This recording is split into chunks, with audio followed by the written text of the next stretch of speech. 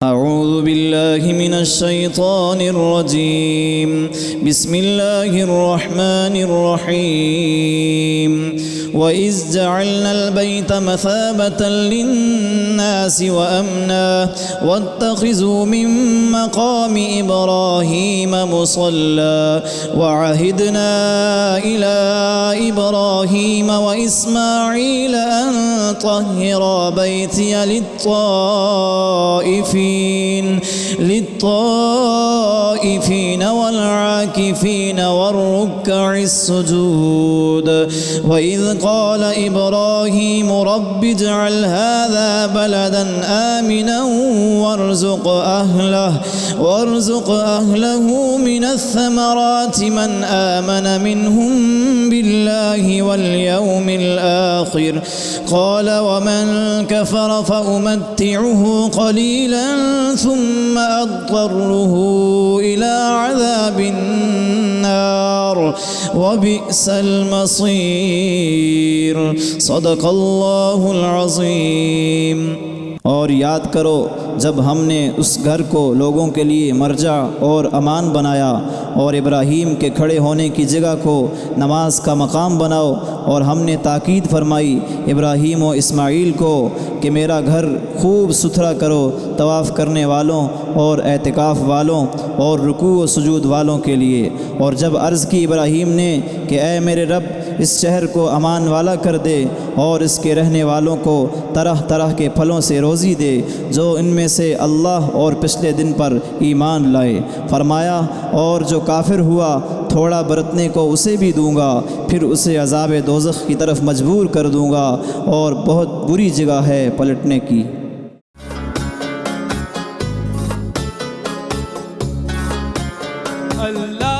नाज़रीन इकराम अस्सलामु अलैकुम वरहमतुल्लाहि वबरकातुहू। प्रोग्राम फ़ज़ाइल रमज़ान के साथ मैं आपका मेज़बान शर्जील अहमद ख़ान आपकी खिदमत में हाजिर हूँ। नाज़रीन इकराम आज हमारा मौजू है इताअत का तसव्वुर। इताअत के लफ्ज़ पर अगर आप गौर करें तो उसका मतलब होता है हुक्म मानना, फर्मा बरदारी करना, और इसके साथ एक और लफ्ज़ आपको मिलता है जिसे हम कहते हैं इत्तिबा। तो इत्तिबा में और इताअत में फ़र्क है। इताअत हुक्म मानना, फर्मा बरदारी करना, इत्तिबा का मतलब है पीछे चलना, फॉलो करना।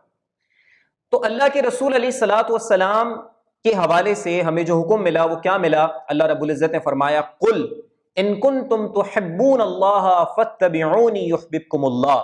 आप फरमा दीजिए कि अगर तुम लोग अल्लाह से मोहब्बत रखते हो तो मेरी इत्तिबा करो। यानी रसूलुल्लाह अलैहिस्सलातु वस्सलाम की इत्तिबा का, आपको फॉलो करने का, आपकी पैरवी करने का, आपके पीछे चलने का, आपके फुट स्टेप्स को सामने रखकर उसके पीछे पीछे चलने का हमें हुक्म दिया गया। तो अल्लाह रब्बुल इज़्ज़त ने कुरान करीम में अपनी और अपने रसूल अलैहिस्सलातु वस्सलाम की इताअत का हमें हुक्म दिया और फरमाया व अतीउल्लाह व अतीउर रसूल, और इताअत करो अल्लाह की और इताअत करो रसूल की। फिर हमें एक मुकाम पर इरशाद हम पढ़ते हैं वमन युतिर रसूल फ़क़द अता अल्लाह, और जिसने अल्लाह के रसूल की इताअत की उसने अल्लाह की इताअत की। क्योंकि बाज़ दफ़ा जहनों में सवाल पैदा हो जाता था उस वक्त में भी कि रसूलुल्लाह अलैहिस्सलातु वस्सलाम फरमा रहे हैं तो इनकी बात ना मानी जाए, इसमें क्या मुज़ायक़ा है? तो अल्लाह ने तो नहीं फरमाया, तो अल्लाह रब्बुल इज़्ज़त ने वाज़ेह फरमा दिया कि रसूलुल्लाह जो फरमाए उस बात को मानना है। बल्कि कुरान करीम में एक मुकाम पर यह भी हम पढ़ते हैं कि अल्लाह के रसूल जो तुम्हें हुक्म दे वो पूरा कर दो और जिससे तुम्हें रोकें उससे रुक जाओ।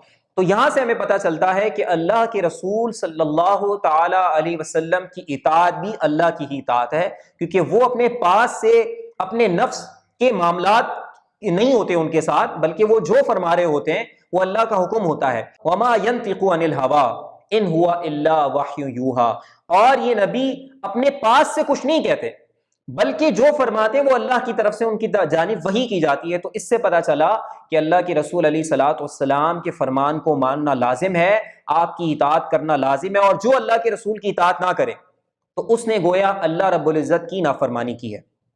अब आप यहां पर एक और नुक्ता समझें कि एक बड़ा अहम इस हवाले से ये पॉइंट है कि अल्लाह और उसके रसूल अलैहिस्सलातु वस्सलाम की जो इताअत है वो गैर मशरूत है। इताअत मखलूक की भी है, यानी वालिदैन की भी इताअत का हुक्म दिया गया है, लेकिन मखलूक की इताअत में और फिर अल्लाह और रसूल अलैहिस्सलातु वस्सलाम की जब बात करते हैं तो अल्लाह और उसके रसूल अलैहिस्सलातु वस्सलाम और उनके अलावा जितने लोग हैं तो अल्लाह और उसके रसूल की इताअत गैर मशरूत, बाकी सबकी मशरूत है। इसका क्या मतलब है?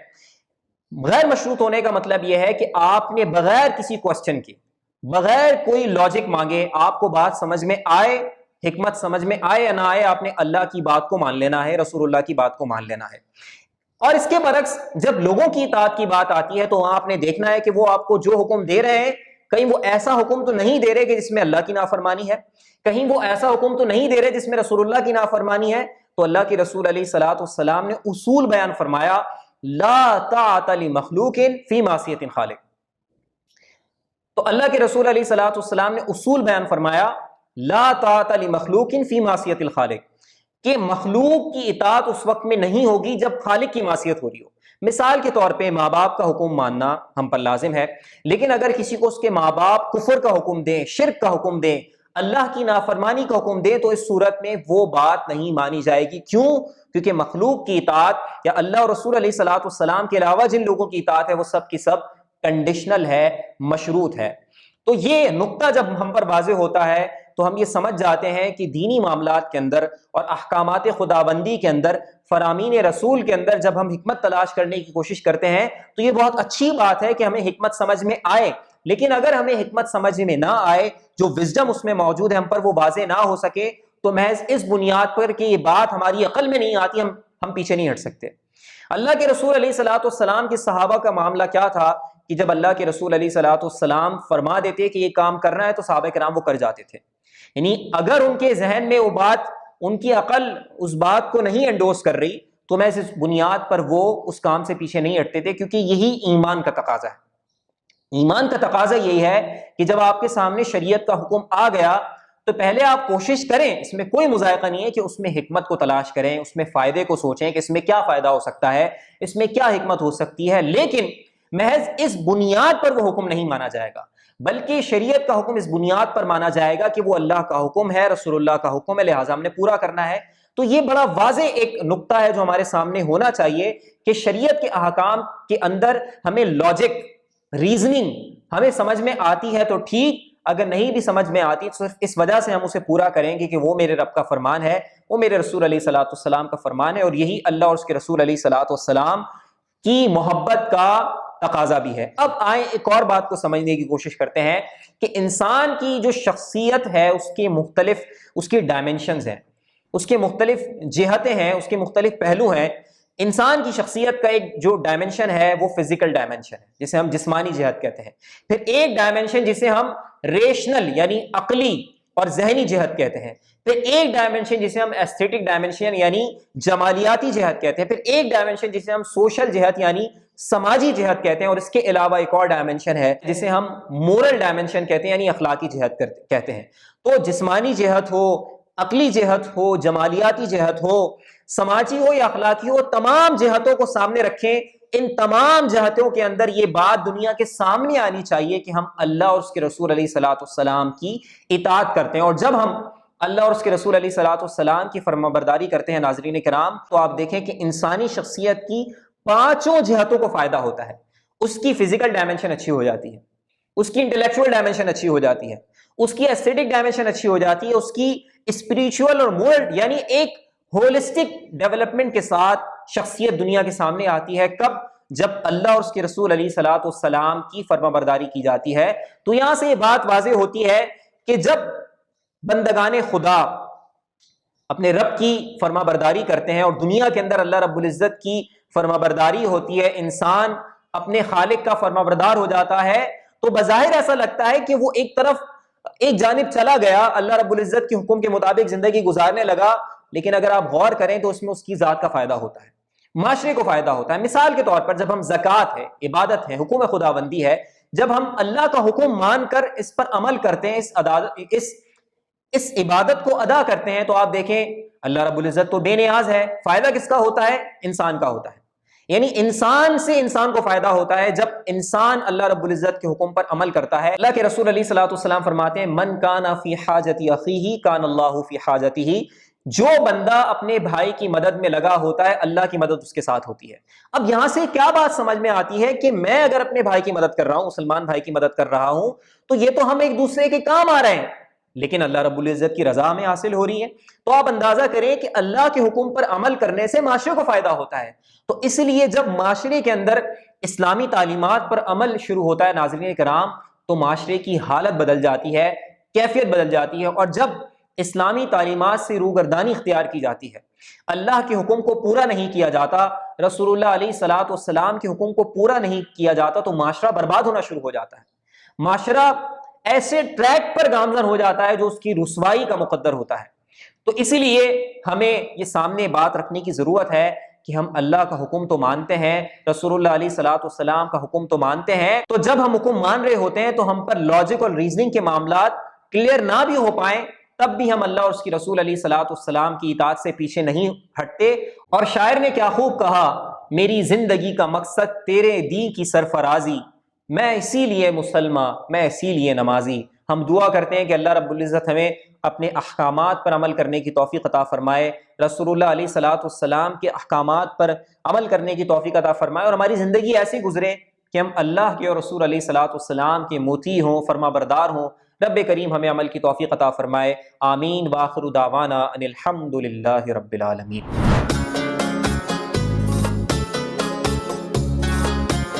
अल्लाह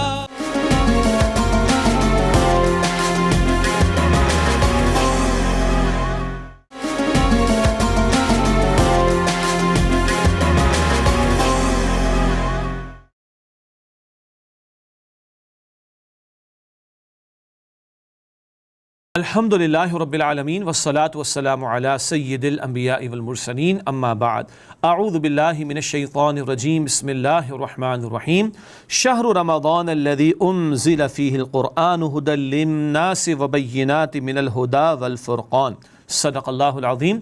अल्लाहुम्मा सल्लि अला मुहम्मदिन व अला आलि मुहम्मदिन व बारिक वसल्लिम। रब्बि इश्रह ली सदरी व यस्सिर ली अमरी वहलुल उक़दतम मिन लिसानी यफ़क़हू क़ौली वजअल ली वज़ीरम मिन अहली आमीन या रब्बल आलमीन। नाज़रीन किराम, अस्सलामु अलैकुम व रहमतुल्लाहि व बरकातुहू। आज की आयत के हवाले से जिस आयत करीमा का हमने इंतखाब किया है वो सूरतुल बक़रा आयत नंबर 185 है। वहाँ रमज़ान का तज़किरा, क़ुरआन का बयान, अल्लाह ताला ने रोज़े के हवाले से कुछ आसानियाँ भी अता फ़रमाई हैं उनका बयान, और इस बात का तज़किरा कि अल्लाह ने क़ुरआन की सूरत में जो तुम्हें नेमत अता फ़रमाई इस पर अल्लाह ताला की बड़ाई बयान करो और अल्लाह ताला का शुक्र अदा करो। सूरतुल बक़रा आयत नंबर 185 अल्लाह ताला ने इरशाद फ़रमाया, शहरु रमज़ान अल्लज़ी उन्ज़िला फ़ीहिल क़ुरआन, रमज़ान का महीना है जिसमें क़ुरआन हकीम नाजिल किया गया। सारे महीने अल्लाह के हैं, रमज़ान अफजल है क़ुरआन हकीम की वजह से। आगे इरशाद हुआ हुदल लिन्नासी, ये लोगों के लिए हिदायत है, व बय्यिनातिन मिनल हुदा वल फ़ुरक़ान, और इसमें हिदायत की रोशन दलीलें हैं और यह हक़ व बातिल में फ़र्क कर देने वाला कलाम है।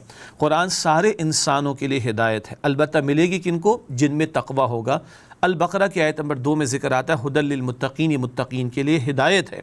इस क़ुरआन में हिदायत की रोशन दलीलें हैं, ज़िंदगी गुजारने के लिए रहनुमाई है, इनफरादी ज़िंदगी के लिए भी और इज्तिमाई ज़िंदगी के लिए भी। ये फ़ुरक़ान है, हक़ व बातिल में फ़र्क कर देने वाला कलाम है। अगर आज हम किसी शुबहे में मुब्तला हैं, अगर शुरूर हम पर हमला आवर हैं, तो क्या क्राइटेरिया है कि सही और गलत में फ़र्क कर लें? वो क्राइटेरिया वो ख़ुद फ़ुरक़ान क़ुरआन हकीम है। आगे इरशाद हुआ फ़मन शहीद मिनकुमुश्शहर फ़लयसुम, बस जो तुम में से इस महीने को पाए उस पर लाजिम है कि इसके रोज़े रखे। ये रोज़ों की फ़र्ज़ियत, जो माह रमज़ान के रोज़े हैं उनकी फ़र्ज़ियत का बयान आ गया। हदीस में आता है जिसने जानबूझकर रमज़ान का एक रोज़ा भी छोड़ दिया, अब वो पूरी ज़िंदगी भी रोज़ा रखता रहे तो उसका इज़ाला मुमकिन नहीं। ये मुस्नद अहमद की रिवायत। हाँ, कुछ रियायतें अता हुई, वमन कान मरीज़न व अला सफ़रिन, और जो कोई बीमार हो या हालत सफ़र में हो, फ़इद्दतुम मिन अय्यामिन उख़र, तो वो बाद के दिनों में गिनती पूरी कर ले। बीमारी ऐसी कि रोज़ा रखना मुमकिन नहीं, हालत सफ़र दरपेश हो गया, या यूँ कहिए कि ख़वातीन के मख़सूस अय्याम का मामला, तो शरीयत ने गुंजाइश दी है अभी रोज़ा ना रखना, बाद में रोज़ा क़ज़ा कर लेना। युरीदुल्लाहु बिकुमुल युस्रा वला युरीदु बिकुमुल उस्र, अल्लाह ताला तुम्हारे लिए आसानी फरमाना चाहता है और मुश्किल फरमाना नहीं चाहता। साल भर के रोज़े फ़र्ज़ नहीं किए गए, एक महीने का, एक महीने में विकास सुबह सादिक से लेकर ग़ुरूब आफ्ताब तक, फिर बीमारी है, सफ़र का मामला, तो रियायत दी, बाद में गिनती पूरी कर लेना। अल्लाह आसानी फरमाना चाहता है, मुश्किल फरमाना नहीं चाहता। वलितुकमिलुल इद्दता, और चाहता है कि तुम गिनती पूरी कर लो। बीमारी, सफ़र की वजह से रह गए, ख़वातीन के मख़सूस मामलात की वजह से रह गए, बाद में में गिनती पूरी करना। ये रोज़े क्यों रखवाए जा रहे हैं? वली तो कब्बिरुल्लाह अला मा हदाकुम, और ताकि तुम अल्लाह ताला की बड़ाई बयान करो उस पर जो अल्लाह ने तुम्हें हिदायत अता फरमाई। ये गिनती पूरी कराई जा रही, रोज़े रखवाए जा रहे कुरान जैसी अजीम नेमत पर अल्लाह की बड़ाई बयान करने के लिए, वलअल्लकुम तशकुरून, और ताकि तुम शुक्र अदा करो। इतनी अजीम नेमत अता हुई, रोज़ा रखवाया जा रहा है इस पर अल्लाह की बड़ाई बयान करने के लिए और इस पर अल्लाह ताला का शुक्र अदा करने के लिए। हाँ, तकबीर एक वो है जो हम ज़ुबान से कहते अल्लाह अकबर, और एक तकबीर अमलन है इनफरादी मामलात में भी और इज्तिमाई मामलात में भी अल्लाह ताला के अहकामात पर अमल और उनका निफाज हो। अल्लाह ताला हमें रमज़ान के रोज़ों की भी तौफ़ीक़ दे और कुरान पाक पर अल्लाह का शुक्र अदा करने की तौफ़ीक़ अता फ़रमाए। व आखिरु दावाना अनिल हम्दुलिल्लाहि रब्बिल आलमीन, वस्सलामु अलैकुम व रहमतुल्लाहि व बरकातुहू।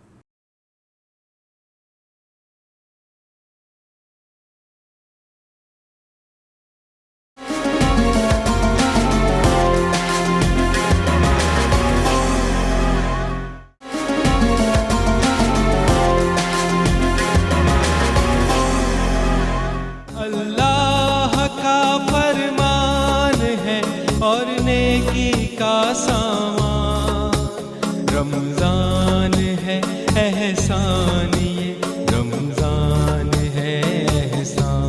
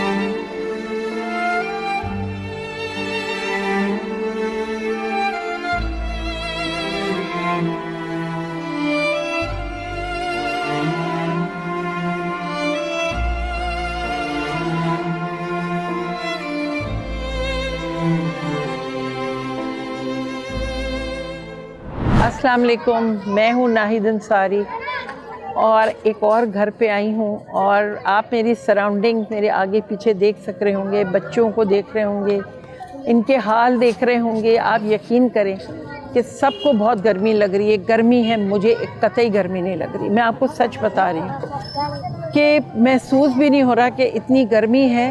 जब आप ऐसी जगह खड़े होते हैं, उनके हाल देखते हैं तो आपको एहसास होता है हम कौन से इतने बड़े हैं। एक इस घर में जाती हूँ, एक माँ बीमार है, उनके भाई नशा करते हैं, घर छोड़ के जा चुके हैं, बीवी छोड़ के जा चुके हैं, छोटे बच्चे हैं। किस तरह चल रहे हैं, हम चलते हैं और देखते हैं। अस्सलाम वालेकुम, मैं हूँ नाहिद अंसारी और आज एक और घर में कहाँ, घर के बाहर हैं। ये घर क्या है, एक खातून, उनके माशाल्लाह 5 बच्चे, मियाँ नहीं है, ना लाइट है, अंदर जाने अंधेरा गुप्त, ना शायद गैस है, कुछ भी नहीं है। और ये है माजूर। अब मैं आपकी मुलाकात इनसे कराती हूँ। अस्सलाम वालेकुम। अस्सलाम वालेकुम। कैसी हो बेटा? ठीक हूँ, अल्लाह का शुक्र। क्या हुआ आपको? मेरे बस माजूर में। क्या हुआ आपको? माजूर क्या? मैं पैदाइशी हूँ। पैदाइशी है। और आपकी मियाँ कहाँ है? मियाँ की इंतकाल हो चुकी है। कितने साल हुए? अभी 3 साल हो रहे हैं। बीमार थे वो? बीमार तो वो पर इंतकाल हो चुकी है। और बच्चे कितने? 5 बच्चे हैं। सबसे बड़ा कितना बड़ा? 12 साल की लड़की। ओ, तो शादी कितने साल हुए शादी को? बस मेरे बस बाप भी नहीं है, माँ भी नहीं है, मेरे कोई भी नहीं है, बस दुनिया में। ना माँ है ना बाप है। शौहर के इंतकाल को 3 साल हो चुके हैं और इनके 5 बच्चे हैं। सबसे बड़ा 11 साल का। नहीं, आप रोए नहीं। तो आप कैसे, घर का खर्चा कैसे चलता है? कभी मांगते कभी गुजरा करते हो। हाँ? कभी मांगते कभी गुजरा करते हो, कभी खाते हो कभी नहीं खाते हो।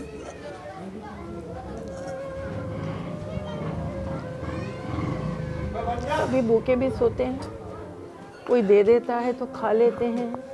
ये कौन सी ज़िंदगी है?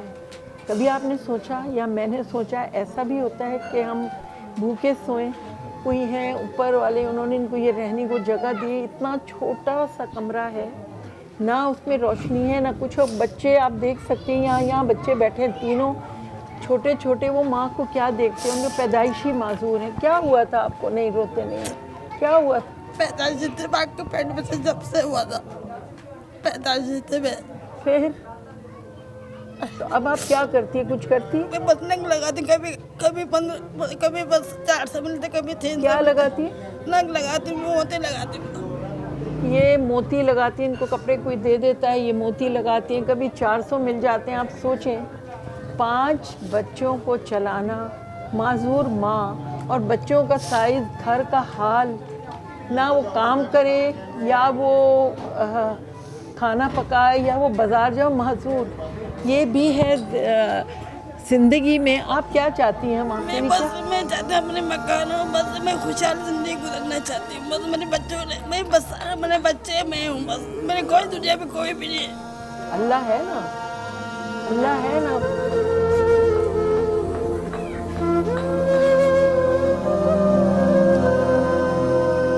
मैंने खुद सुन लिया वो क्या कह रही हैं। यानी कि ये सुनना मेरे और आपके लिए बहुत बड़ी बात है। प्लीज़ आगे बढ़ें।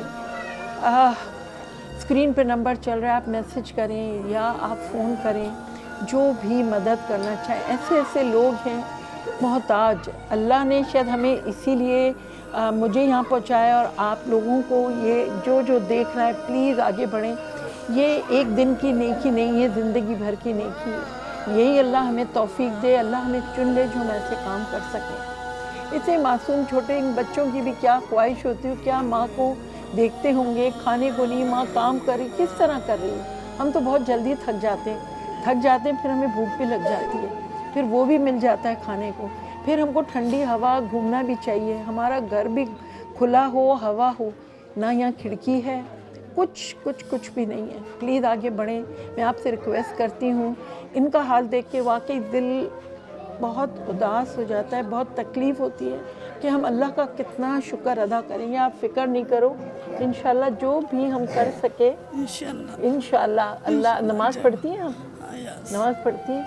और बच्चे पढ़ते हैं? हाँ, 2 बच्चे पढ़ते हैं। कहाँ जाते हैं? मदरसे में जाते हैं, बच्चे पढ़ाते हैं। मदरस कुरान पढ़ रहे हैं? कुरान नहीं पढ़े, सिपारा पढ़ रहे हैं। सिपारा पढ़ें, सिपारा पढ़ें। अल्लाह ताला मुझे और आपको तौफीक दे, हम छोटी सी एक नेकी कर लें।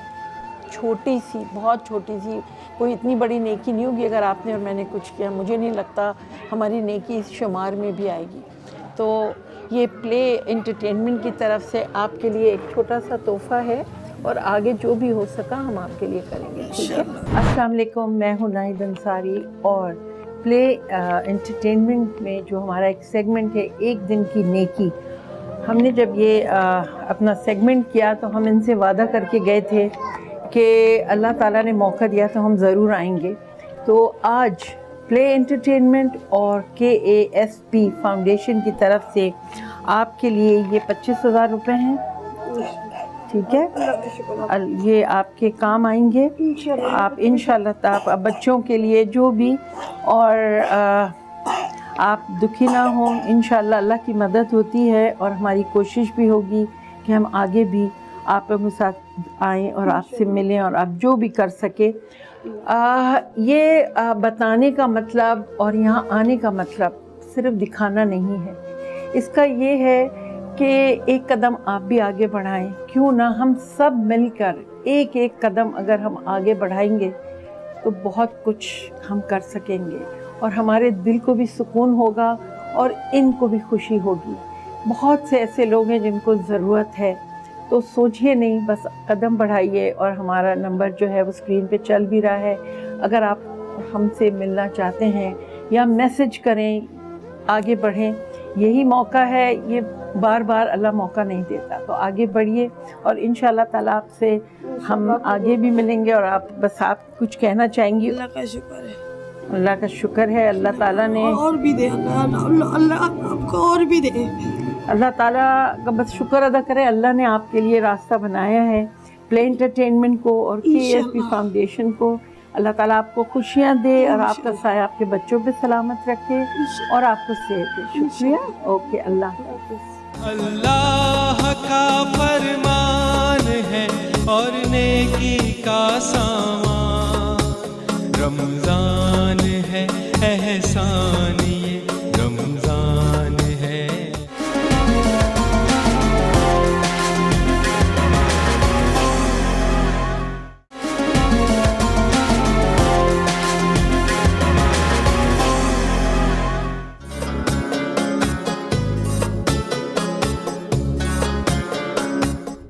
बिस्मिल्लाहिर्रहमानिर्रहीम, अल्हम्दुलिल्लाहि रब्बिल आलमीन, वस्सलातु वस्सलामु अला रसूलिहिल करीम सय्यदिल अव्वलीन व आखिरीन मोहम्मद ख़ातमुन नबिय्यीन व अला आलिहि व अस्हाबिहि अजमईन।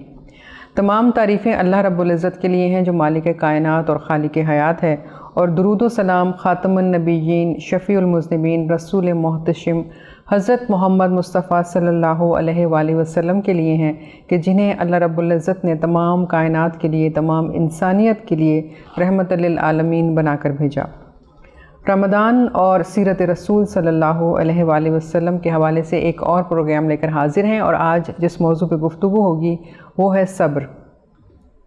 नबी रहमत मोहम्मद मुस्तफ़ा सल्लल्लाहु अलैहि वसल्लम से किसी ने पूछा सब्र क्या है, तो आपने फरमाया ईमान का हिस्सा है, और इसकी फ़जीलत और बुज़ुर्गी इतनी ज़्यादा है कि अल्लाह रब्बुल इज़्ज़त ने कुरान हकीम में 70 से ज़्यादा मकामात पर इसके बारे में ज़िक्र किया है।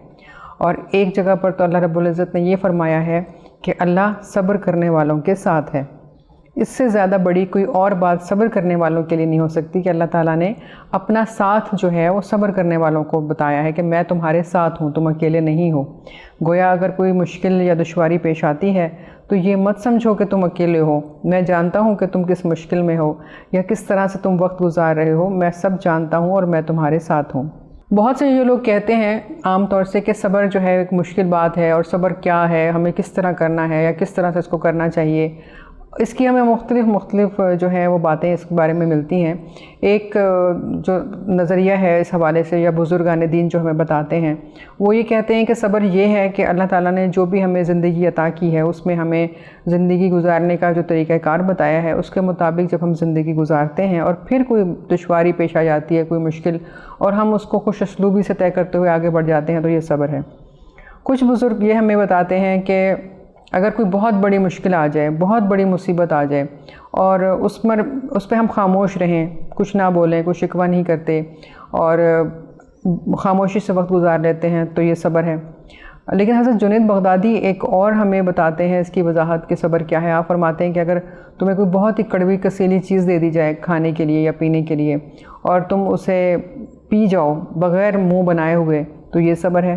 गोया आप ये बताते हैं कि सब्र में और बर्दाश्त में फ़र्क है। आपने फरमाया कि अगर तुम मुंह बसूरते हो और तुम्हें कोई कड़वी चीज़ दी जा रही है, चाहे वो दवा ही है, और तुम मुंह बनाकर और मुंह टेढ़ा करके अगर उस दवा को पीते हो या उस चीज़ को पीते हो, तो ये तो बर्दाश्त है। लेकिन अगर तुम अपना मुंह टेढ़ा नहीं करते या अपने रवैये से ये ज़ाहिर नहीं करते कि मैं बहुत ही कोई कड़वी या ख़राब चीज़ पी रहा हूँ, बल्कि अब नॉर्मल तरीके से उसको पी जाते हो, तो फिर ये सब्र है।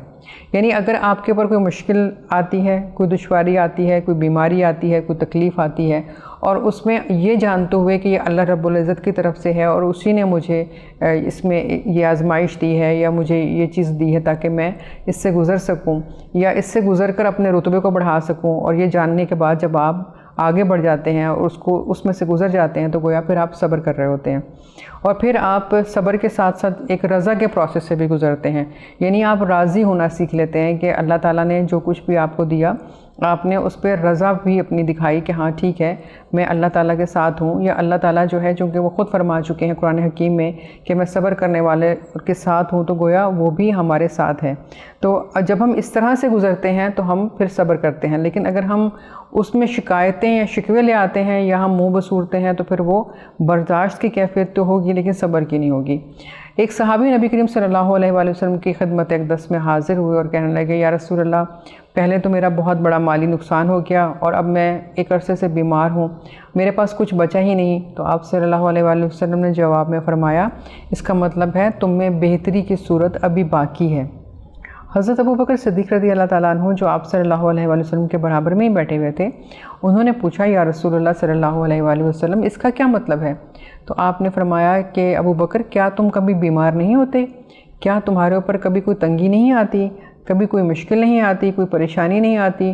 तो आपने फरमाया बिल्कुल आती है। तो आपने फरमाया यकीनन ये अल्लाह ताला की तरफ से है, और अगर कोई शख्स बीमार होता है या किसी आजमाइश में मुब्तला होता है तो इसका मतलब ये है कि अल्लाह रब्बुल इज़्ज़त उसकी भलाई चाहते हैं, उसकी बेहतरी चाहते हैं, या उसको वो मकाम, वो दर्जा देना चाहते हैं जो वो उससे गुज़रने के बाद ही हासिल कर सकता है।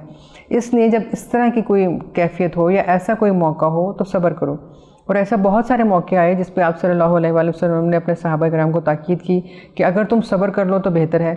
जैसे एक औरत आई और वो कहने लगी कि मुझे मिर्गी का दौरा पड़ता है, और जब मुझे दौरा पड़ता है तो बाज़ दफ़ा मेरा लिबास जो है वो हट जाता है, तो मुझे बहुत शर्मिंदगी होती है, मेरे लिए दुआ कीजिए कि मैं इस तकलीफ़ से बाहर आ जाऊँ, अल्लाह ताला मुझे शिफ़ा अता फरमा दे। तो आप सल्लल्लाहु अलैहि वसल्लम ने फरमाया कि अगर तुमने इस बात पर सब्र किया, जो तकलीफ़ तुम्हें है, जिस तकलीफ़ से और शिद्दत से तुम गुज़र रही हो, तो बेशक इसका अजर बहुत ज़्यादा है।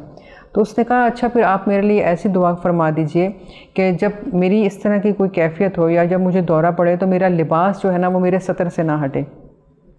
आप सल्लल्लाहु अलैहि वसल्लम ने उसके लिए दुआ फरमाई और वो चली गई। यानी अगर आप अपनी तकलीफ़ पे सब्र कर लेते हैं, आपको कोई आजमाइश आती है, उससे आप अच्छे तरीके से गुज़रते हैं, इसका हरगिज़ ये मतलब नहीं है कि आप उससे निकलने के लिए कोई अच्छी एफ़र्ट ना करें, या अगर आप बीमार हैं तो आप अपनी बीमारी को दूर करने के लिए एफ़र्ट ना करें या दवाई ना लें। इससे हरगिज़ मना नहीं किया गया। ये तो अल्लाह ताला ने हमें भी कहा है कि अगर तुम बीमार होते हो तो तुम दवा लो, तुम शिफा की तरफ जाओ, तुम बेहतरी करो।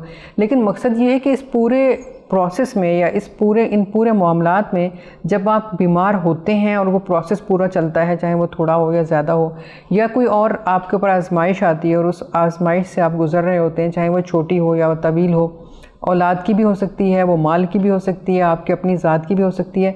तो जब आप उस पूरे प्रोसेस से गुज़र रहे होते हैं, उसको आपने अच्छे तरीके से लेके चलना है। और अच्छे तरीके से मुराद ये है कि आपने उसकी बेहतरी की तरफ बढ़ना है कि मैं किस तरह इस मामले को बेहतर कर सकता हूँ या मैं बेहतर कर सकती हूँ, और अल्लाह से पूछते रहना है, अल्लाह से मदद मांगते रहना है और अल्लाह ताला से रहनुमाई मांगते रहना है। कैसे? अल्लाह का ज़िक्र करके। और जैसे कि हमें कुरान पाक में अल्लाह ताला ने बताया कि जब कोई मुश्किल आए, परेशानी आए, तो नमाज और सब्र से मदद लो। तो हमने नमाज़ पढ़ते रहना है और सब्र करते रहना है। और नमाज में ज़ाहिर है चूँकि हमारा रब से ताल्लुक़ है, तो हमने रब से ये मांगते रहना है कि हमें इस आज़माइश से खैर से गुजार दे या हमारे लिए इसमें बेहतरी पैदा कर दे। तो ऐसे बहुत सारे मामलात होते हैं जिसमें बाज़ दफ़ा हम बहुत परेशान होते हैं, लेकिन अगर हम अपने रब से ताल्लुक़ नहीं तोड़ते और रब का हाथ नहीं छोड़ते या रब से मामलात अपने नहीं तोड़ते, तो हम उन चीज़ों से ज़्यादा बेहतर तरीके से बाहर निकल जाते हैं। एक साहब रसूल करीम सल्लल्लाहु अलैहि वसल्लम की खिदमत में हाज़िर हुए, बिनाई से महरूम थे। कहने लगे या रसूलुल्लाह सल्लल्लाहु अलैहि वसल्लम, मैं बहुत परेशान होता हूँ, मैं बहुत तंगी होती है, मुझे नज़र नहीं आता कुछ, तो आप मेरे लिए दुआ कर दीजिए कि अल्लाह ताला मेरी बिनाई जो है वो बहाल कर दे। आप सल्लल्लाहु अलैहि वसल्लम ने फरमाया कि अगर तुम सब्र करो तो बेहतर है।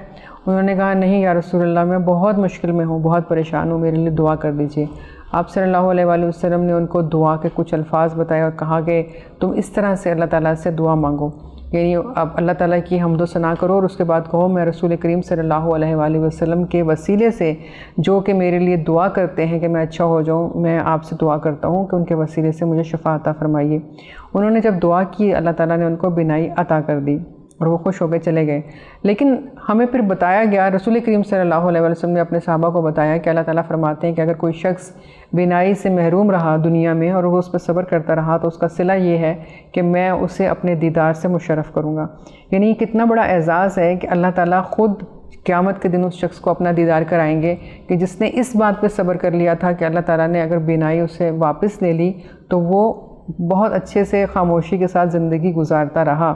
उसने जो कुछ बेहतरी कर सकता था वो उसने कोशिश की, वो जो इलाज कर सकता था उसने किया, अल्लाह ताला से मदद मांगता रहा, अल्लाह ताला का उसने ज़िक्र नहीं छोड़ा, उसने नमाज नहीं छोड़ी और सब्र नहीं छोड़ा। तो वो तमाम काम जो वो करता रहा, लेकिन उसके साथ साथ अल्लाह से ताल्लुक़ नहीं तोड़ा, तो इसलिए उसको वो सिला अता होगा कि जो उसके गुमान से भी बहुत ज़्यादा होगा। इसी तरह जो लोग भी अपनी किसी मुश्किल में, परेशानी में जब सब्र करते हैं तो यकीनन अल्लाह ताला उनका साथ होता है, अल्लाह ताला उन्हें नवाजता है। कुरान हकीम में हमें 70 से ज़्यादा मकामात पे सब्र के हवाले से तलकीन मिलती है। बहुत सारी सूरतों में अल्लाह ताला ने मुख्तलिफ़ सूरतों में बताया, मुख्तलिफ़ अंदाज़ में बताया कि सब्र क्या है, हमें किस तरह से इससे फ़ायदे हासिल करने हैं। जैसे कि सूरह सजदा में एक जगह पर अल्लाह रब्बुल इज़्ज़त का इरशाद है कि और अल्लाह ताला ने जब चाहा तो उन्हें पेशवाई का मौका दिया और वो जब तक सब्र करते रहे वो रहनुमाई और रहबरी करते रहे। यानी जिन लोगों ने सब्र किया अल्लाह ताला ने उनको आला ओहदों से भी नवाजा, उनको पेशवा भी बनाया, वो रहबर भी बने, लेकिन जब तक कि वो सब्र करते रहे, जब वो इस खुसूसियत पर कायम रहे तो अल्लाह रब्बुल इज़्ज़त उनको नवाजते रहे। फिर सूरह ज़ुमर में एक जगह अल्लाह रब्बुल इज़्ज़त का इरशाद है कि वो लोग जो मसाइब और आलाम पर सब्र करते हैं उनके लिए बहुत बड़ा अजर है। यहाँ पर भी बहुत वाज़ेह है कि अगर आपके ऊपर कोई मुश्किल आती है, कोई आजमाइश आती है और आप उस पर सब्र करते हैं तो अल्लाह ताला आपको बहुत बड़े अजर से नवाजेगा। ऐसा नहीं है कि अल्लाह ताला ने आपको उस वक्त अकेला छोड़ दिया है, बल्कि आपकी उस वक्त की जो हालत है वो भी हालत इबादत है, क्योंकि आप सब्र कर रहे हैं जैसे कि अल्लाह रब्बुल इज़्ज़त ने हुक्म दिया है। फिर सूरह बकरा की मशहूर आयत है जिसका तर्जुमा है कि अल्लाह ताला सब्र करने वालों के साथ है। तो गोया अल्लाह ताला ने यहाँ ये बता दिया कि देखो, जब तुम सब्र कर रहे हो और तुम किसी मुश्किल में, परेशानी की हालत में हो, तो ये मत समझना कि तुम अकेले हो, मैं तुम्हारे साथ हूँ। लेकिन फिर वही बात कि आपको सब्र उस तरह से करना है जैसा कि उसको करने का हुक्म दिया गया है। नबी करीम सल्लल्लाहु अलैहि वसल्लम का इरशाद पाक है कि दो चीज़ें ऐसी हैं जो तुम लोगों में बहुत कम होती हैं, वो एक है यकीन और दूसरा सब्र। अगर तुम्हारे अंदर ये चीज़ें मुस्तहकम हो जाएं तो फिर तुम्हें मोहताजी ख़त्म हो जाए औरों की, यानी फिर तुम औरों के पास भागना छोड़ दो कि मुझे यहाँ से मदद मिल जाए और मुझे वहाँ से मदद मिल जाए। आपने फरमाया जब तुम यकीन कर लेते हो कि ये सब कुछ अल्लाह की तरफ से है और अल्लाह ही इसको दूर करने वाला है, तो फिर तुम औरों के मोहताज नहीं रहते, फिर तुम सिर्फ अल्लाह से रुजू करते हो और सिर्फ अल्लाह से मांगते हो कि या रब्बुल इज़्ज़त जो कुछ ये हमारी तरफ आया है, कोई मुश्किल या परेशानी या कोई भी आजमाइश, बेशक ये आपकी तरफ से है और आप ही इसको दूर करने वाले हैं। और जब तुम इस तरह से अल्लाह ताला से फिर दुआ करते हो, मदद मांगते हो, तो अल्लाह ताला तुम्हारी दुआओं को कबूल फरमाते हैं और तुम्हें मदद भी देते हैं। आपने बताया कि हज़रत दाऊद अलैहिस्सलाम को अल्लाह रब्बुल इज़्ज़त ने वही की कि तुम अच्छे अखलाक वाले हो, लेकिन इसके साथ साथ मेरी एक सिफ़त है, वो उस पर भी कायम रहो, और वो है सबूर। यानी मेरा नाम एक सबूर भी है, मैं सब्र करने वालों को पसंद करता हूँ। तो अगर तुम अपने अंदर ये सिफ़त पैदा कर लेते हो तो तुम मेरे पसंदीदा बंदे हो। तो गोया अंबिया इकराम को भी इस बात की ताकीद फरमाई गई कि अच्छे अखलाक पैदा करो, उसमें एक चीज़ जो है वह सब्र भी शामिल है। अगर आप सब्र करने वाले हो तो यकीनन अल्लाह ताला उसी तरह से आपको नवाजेगा भी। इसी तरह हज़रत ईसा अलैहिस्सलाम को वही की गई कि तुम जो चीज़ भी हासिल करना चाहते हो वो सब्र के बगैर तुम्हें नहीं मिल सकती। गोया सब्र करो। बाज़ दफ़ा इंसान की ख्वाहिश होती है कि जो चीज़ वो चाह रहा है हासिल करना वो जल्दी हासिल हो जाए, उसके पास सलाहियत भी होती है, उसके पास इल्म भी होता है, किसी चीज़ की कमी नहीं होती, लेकिन वो चीज़ उसको मिल नहीं रही होती।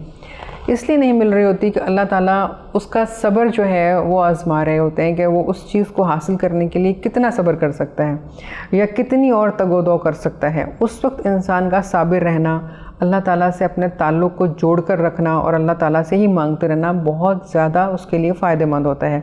तो ज़रूरी है कि आप अपने ताल्लुक़ को अल्लाह के साथ जोड़े रखें, और ऐसे मौके पर जब आप किसी आजमाइश में हो, किसी मुश्किल में हो, किसी तंगी में हो, तो ये जान लें कि ये अल्लाह की तरफ से आजमाइश है और आपके अंदर बेहतरी के इम्कानात मौजूद हैं, इसलिए अल्लाह ताला ने आपकी तरफ ये आजमाइश या ये तकलीफ़ या ये बीमारी भेजी है।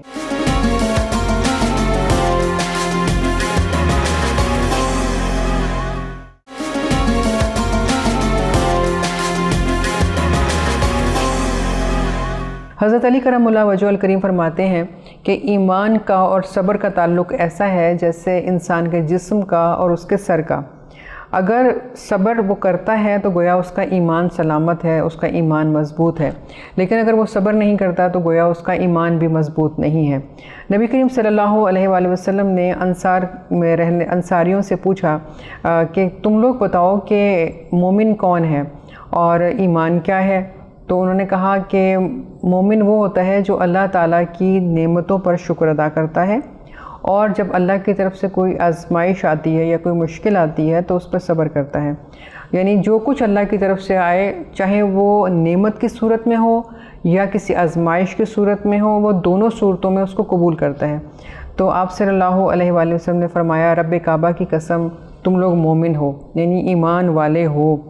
और आप सल्लल्लाहु अलैहि वसल्लम ने उसकी फिर मज़ीद तारीफ़ फरमाई कि एक मोमिन की निशानी ही यही है कि वो हर हाल में अल्लाह ताला से राज़ी रहता है, और वो जब किसी तंगी में पड़ता है तो शिकवे शिकायतें नहीं करता बल्कि सब्र करता है। क्योंकि जैसे मैंने शुरू में कहा कि अगर आप किसी कड़वी चीज़ को मुँह बना के खाते हैं या पीते हैं तो गोया आप बर्दाश्त कर रहे हैं, लेकिन अगर आप उस चीज़ को एक्सेप्ट कर लेते हैं और ओन कर लेते हैं कि ठीक है मेरे रब की तरफ से है और उसी ने इस तंगी को या इस मुश्किल को या इस बीमारी को जो मेरी तरफ आई है दूर फरमाना है, और आप कहते हैं ठीक है मेरे परवरदिगार मैं राज़ी हूँ, तो फिर अल्लाह ताला भी उसी तरह से अपने बंदे को नवाजते हैं और जब वो मांगता है तो उसको ज़रूर अता करते हैं। और हम सब जानते हैं, हम जब अंबिया किराम के वाक़यात पढ़ते हैं, उनके किस्से सुनते हैं, तो हज़रत अय्यूब अलैहिस्सलाम का सब्र कौन वाकिफ़ नहीं है कि वो एक ज़रबुल मसल बन गया है कि जो लोग सब्र करते हैं, हम कहते हैं कि हज़रत अय्यूब अलैहिस्सलाम के सब्र से बढ़कर किसी का सब्र नहीं है, तो अल्लाह उनके जैसा हमें भी सब्र अता फ़रमाए। हज़रत अय्यूब अलैहिस्सलाम को जो तकलीफ़ मिली या जो परेशानियाँ आई और बीमारियाँ आई, वो 18 साल तक उसमें मुब्तला रहे, और इन 18 सालों में कभी भी उन्होंने एक मरतबा भी अल्लाह ताला से शिकवा नहीं किया कि मैं बहुत खुशहाल था, मैं तंगदस्त हो गया हूँ, मैं बहुत सेहतमंद था, खूबरू था, नौजवान था, और अब मैं बीमारी की वजह से जो है वो ज़ईफ़ हो गया हूँ और बूढ़ा लगने लगा हूँ, और मेरी उम्र भी इतनी होती जा रही है, लेकिन ये मेरी तकलीफ़ जो है ये ख़त्म नहीं हो रही या इसमें कोई कमी नहीं आ रही। बल्कि आप जो भी जिस हाल में भी होते अल्लाह ताला का शुक्र अदा करते रहते कि बेशक ये अल्लाह की तरफ से है और अल्लाह ताला ही इसको दूर करने वाले हैं। और उस पूरे मुश्किल वक्त में आपकी बीवी सिर्फ आपके साथ थी, बाकी तमाम लोग आपका साथ छोड़ गए थे, यहाँ तक कि आपकी औलाद भी आपसे दूर हो गई थी।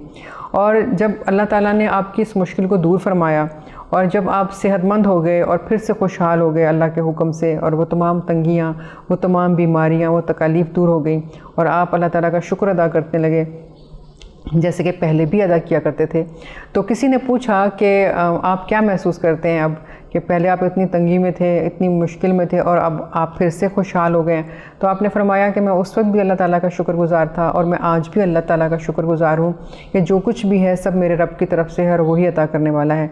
लेकिन एक चीज़ है जिसको मैं बहुत महसूस करता हूँ या जिसे मैं अभी भी याद करता हूँ। तो पूछा वो क्या? तो आपने फरमाया कि जिस वक्त मैं बहुत तंगी में और परेशानी में था और जब मैं बहुत बीमार था, तो रोज़ाना अल्लाह ताला की तरफ से एक दफ़ा एक आवाज़ आती थी कि अय्यूब तुम कैसे हो? तो मैं अल्लाह ताला को जवाब दिया करता था, यानी अल्लाह ताला ख़ुद मुझसे पूछा करते थे कि तुम कैसे हो, तो मैं कहता था शुक्र है मैं ठीक हूँ। आप फरमाते हैं कि मैं उस आवाज़ को जो है उसकी कमी को महसूस करता हूँ। अब मैं खुशहाल हो गया हूँ, अब मैं दोबारा से जो है हिम्मत वाला और ताकत वाला हो गया हूँ, तो अब वो आवाज़ मुझे नहीं सुनाई देती। लेकिन मैंने उन लम्हात को, उस वक्त को बहुत ही अच्छे से गुजारा, अल्लाह का शुक्र अदा करते हुए गुजारा कि मैं ये जानता हूँ कि जो चीज़ भी आती है वो रब की तरफ से आती है और रब ही उसे दूर फरमा देते हैं जब कोई तंगी और मुश्किल आए, और हम ये कहें कि ठीक है ये रब ने जो हमें अता किया है हम उस पर अल्लाह का शुक्र अदा करते हैं और वही इसको बेहतर करने वाला है। सब्र इंसान की खासियत है, क्योंकि हैवानों को इसकी ज़रूरत नहीं होती और जो मलाइका हैं वो तो सिर्फ इबादत करते हैं, इसलिए उनको तो इसकी हाजत भी नहीं होती। ये इंसान ही है जिसको इस सब्र से गुज़रना पड़ता है। बहुत सारी अच्छाइयाँ और बुराइयाँ हर वक्त उसके आसपास होती हैं, उसे घेरे हुए होती हैं और उसकी आजमाइश हो रही होती है कि उसने उसमें से निकलना होता है। हैवानों का मामला तो ये है कि वो जिस चीज़ की ख्वाहिश करते हैं उसे हासिल कर लेते हैं।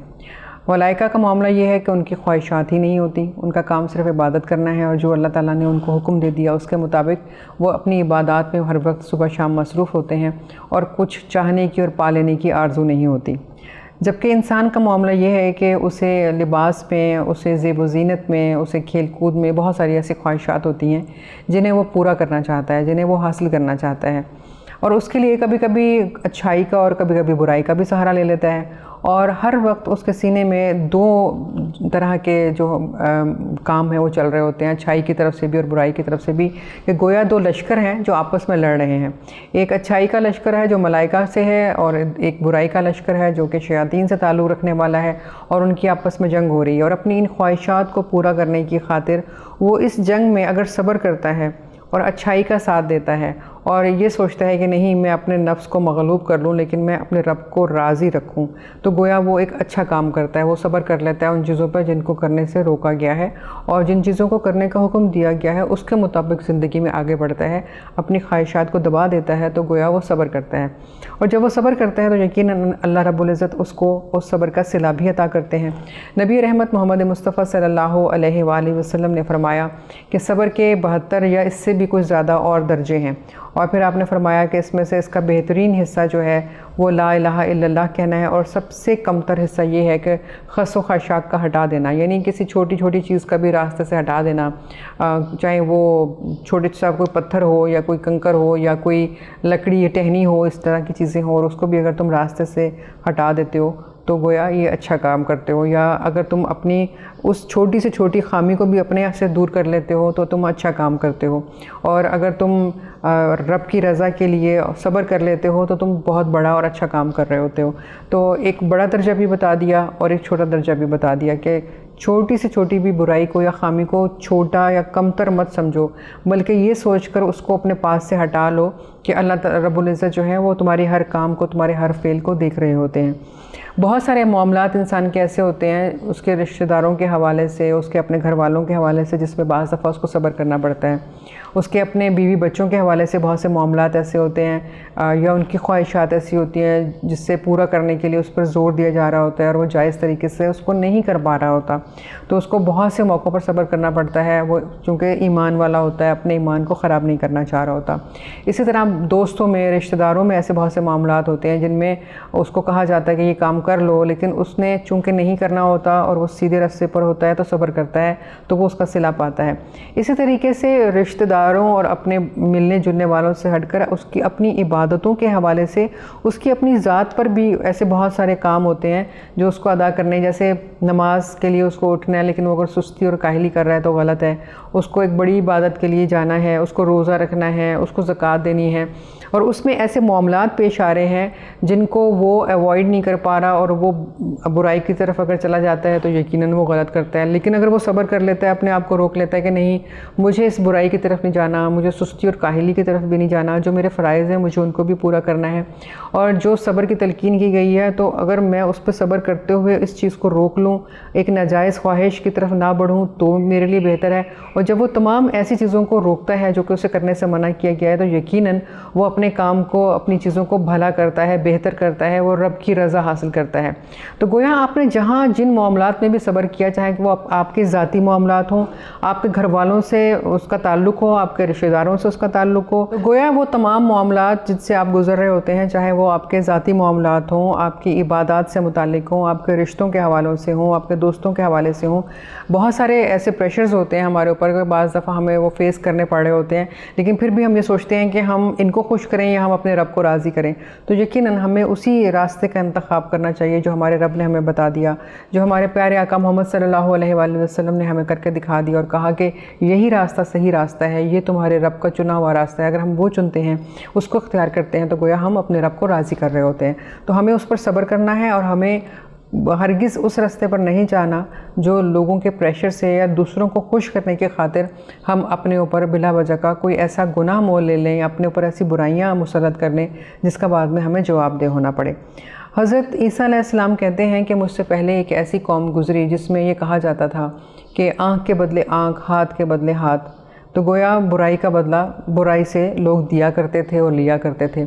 आपने फरमाया लेकिन मैं तुम लोगों को, यानी उन्होंने अपनी उम्मत से कहा कि मैं तुम लोगों को ऐसी तालीम हरगिज़ नहीं दूंगा, और मैं तुमसे ये कहूँगा कि अगर तुम्हारे कोई दाईं तरफ हाथ उठाए तो तुम अपना बायां रुख भी उसको पेश कर दो, और अगर कोई तुम्हारी दस्तार उतारे तो तुम उसे अपना लिबास भी पेश कर दो।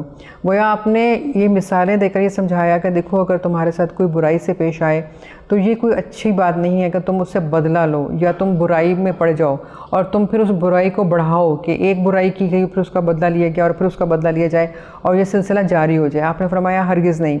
अगर तुमसे कोई बुराई से पेश आए या तुमसे कोई गलत बात करे तो तुम उसका बदला अच्छाई से दो, बुराई को रोको। गोया जब तुम बुराई का बदला अच्छाई से देते हो तो तुम बुरे काम को मज़ीद आगे बढ़ने से रोक देते हो। और यही तालीमात आपने करके दिखाई कि आपके साथ भी लोग बाज़ दफ़ा बहुत बुरा रवैया रखते हैं, लेकिन आप अच्छे से पेश आते, अच्छी बात करते, अच्छे अंदाज में समझाते, और फिर यहाँ तक कि लोग आपकी अच्छाइयों से मानूस होते, आपसे मोहब्बत करते और उनको फिर इख्तियार कर लेते।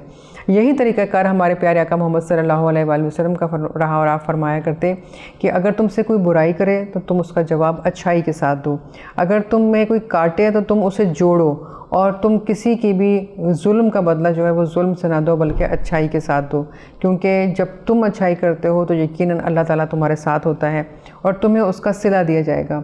हज़रत दाऊद अलैहिस्सलाम अल्लाह रब्बुल इज़्ज़त से पूछा करते थे कि अगर बंदा सब्र करता है और जो भी मुश्किलात उसके ऊपर पड़ती हैं या जो तकलीफ़ भी वो झेल रहा होता है वो सब्र के साथ झेल लेता है, तो अल्लाह रब्बुल इज़्ज़त आप मुझे ये बताइए कि उसके लिए क्या सिला है। तो अल्लाह रब्बुल इज़्ज़त ने इसके जवाब में फरमाया कि मैं ऐसे शख्स को एक ऐसी ईमान वाली खिल्लत पहनाऊँगा जो हमेशा उसके साथ रहेगी। और आपने हज़रत जिब्राईल अलैहिस्सलाम को बुलाकर कहा, अल्लाह रब्बुल इज़्ज़त ने, कि जिब्राईल क्या तुम जानते हो कि वो शख्स जो बिनाई से महरूम हो गया और उस पर सब्र किया, मैं उसको क्या अता करूँगा? तो फिर अल्लाह रब्बुल इज़्ज़त ने खुद ही फरमाया कि मैं उस शख्स को अपना दीदार कराऊँगा। गोया अगर कोई शख्स किसी भी मुश्किल में, किसी परेशानी में, चाहे वो उसके ऊपर उसकी औलाद की तरफ से आ रही हो, माल की तरफ से आ रही हो, उसके कोई और रिश्तेदारों की तरफ से आ रही हो, और वो उस पर सब्र कर लेता है, तो फिर अल्लाह रब्बुल इज़्ज़त कहते हैं मुझे हया आती है कि मैं उस शख्स से हिसाब करूं। यानी ऐसा शख्स जब क़यामत के दिन अल्लाह रब्बुल इज़्ज़त के पास हाज़िर होगा तो बग़ैर हिसाब किताब के उसको जन्नत में दाखिल कर दिया जाएगा। और बहुत सारे दर्जात हैं जो उसको उसके सिले में मिलेंगे, बहुत सारे ऐसे उसके इनामात हैं जो उसको दिए जाएंगे। लेकिन आप सल्लल्लाहु अलैहि वसल्लम ने फरमाया कि पहले ये जान लो कि सब्र है क्या। आपने फरमाया सब्र ये है कि जब तुम्हारे ऊपर कोई मुश्किल वक्त आ जाए, कोई परेशानी आ जाए, तो तुम नागवारी का एहसास दूसरों तक ना पहुंचाओ, अल्लाह से शिकवा ना करो और ख़ामोशी के साथ उस वक्त को गुजारो। लेकिन अगर इसके मुकाबले में तुम शोर मचाते हो, वावेला करते हो, लोगों से शिकवा करते हो, अपने कपड़े फाड़ लेते हो और इस तरह की बहुत सारी ऐसी हरकतें करते हो जिनको करने से मना किया गया है, या जिनको करने से तुम्हारी अपनी पोजीशन जो है वो बहुत ख़राब होती है और लोग कहते हैं कि इसके ऊपर तो गोया बड़ा कोई जुल्म हो गया, ऐसी सूरत हाल पैदा करते हो, तो यकीनन ये सब्र नहीं है, ये बर्दाश्त भी नहीं है। आपने फरमाया कि ऐसी सूरत हाल अल्लाह ताला को सख्त नापसंद है। और फिर आपने फरमाया कि क्या तुम जानते हो कि सब्र जमील क्या है? फिर आपने ख़ुद ही जवाब दिया, आपने फरमाया कि सब्र जमील ये है कि जब तुम्हारे ऊपर कोई बुरा वक्त आए या तुम्हारे ऊपर कोई मुश्किल आए तो तुम उस वक्त अपने चेहरे से भी नागवारी का एहसास ना करो, ये सब्र जमील है। और जिसको यकीनन अल्लाह ताला ने ये तौफ़ीक दे दी, जिसको अल्लाह ताला ने ये हिम्मत दे दी और जिसको अल्लाह ताला ने ये हिदायत दे दी कि वो सब्र करे कि जो चीज़ भी आती है रब की तरफ से आती है, तो यकीनन उसका सिला भी फिर रब अता करने वाला है कि अल्लाह रब्बुल इज़्ज़त उसको जन्नत में ख़ास मकाम अता करेंगे। अल्लाह ताला उसको बग़ैर हिसाब किताब के जन्नत में दाखिल करेंगे और उसको ऐसे इनामात से और ऐसी चीज़ों से नवाजा जाएगा जिसका वो सोच भी नहीं सकता।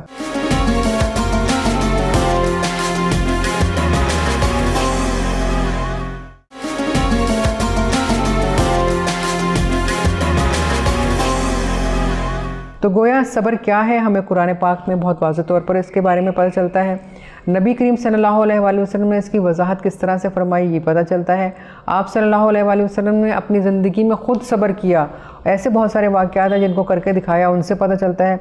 बहुत मशहूर वाक़या है ताइफ़ का, जब रसूल करीम सल्लल्लाहु अलैहि वसल्लम जो हैं अपने एक सहाबी के साथ, हज़रत ज़ैद के साथ जब गए थे ताइफ़, और आपका मकसद ये था कि लोगों तक अल्लाह का पैगाम पहुँचाएँ और उन्हें बताएँ कि वो जो बहुत सारे गलत कामों में मशगूल हैं उनको छोड़कर सिर्फ़ एक अल्लाह की इबादत करें। लेकिन लोगों ने आपके पैगाम को सुनने के बजाय आपको बहुत तकलीफ़ दे गलत लफ्ज़ों से नवाजा, आपको पत्थर मारे, आपको लहूलुहान कर दिया, और यहाँ तक कि अल्लाह रब्बुल इज़्ज़त को जब जोश आया कि मेरे नबी के साथ इस कदर गलत रवैया इन लोगों ने इख्तियार किया हुआ है, और अल्लाह ताला ने हज़रत जिब्राईल अलैहिस्सलाम को भेजा, और हज़रत जिब्राईल अलैहिस्सलाम ने जब आपसे कहा कि या रसूलल्लाह अगर आप इजाज़त दें तो इन लोगों को दो पहाड़ों के दरमियान पीस के रख दूँ, तो आप सल्लल्लाहु अलैहि वसल्लम ने फरमाया नहीं। आपने उनकी तमाम जुल्म और ज़्यादतियों पर सब्र किया और आपने फरमाया कि ये लोग तो शायद मेरा पैगाम नहीं सुन रहे और नहीं समझ रहे, लेकिन मुझे यकीन है कि इनकी आने वाली नस्लें ज़रूर मेरी बात को सुनेंगी, समझेंगी। और ऐसा ही हुआ। ऐसा कोई एक मौका नहीं था जब आप सल्लल्लाहु अलैहि वसल्लम ने सब्र किया हो। आपने अपनी ज़िंदगी के बेशुमार मामलात में सब्र किया। आपके अपने मिलने जुलने वाले आपके दुश्मन हो जाते थे, आपसे ऐसी बातें कहते थे जो कि उनको नहीं कहनी चाहिए होती थी, लेकिन आप बहरहाल सब्र के साथ उसको बर्दाश्त करते थे और अच्छी बात को बार बार दोहराते थे ताकि जो पैगाम मैं देना चाह रहा हूँ उनके दिलों में उतर जाए।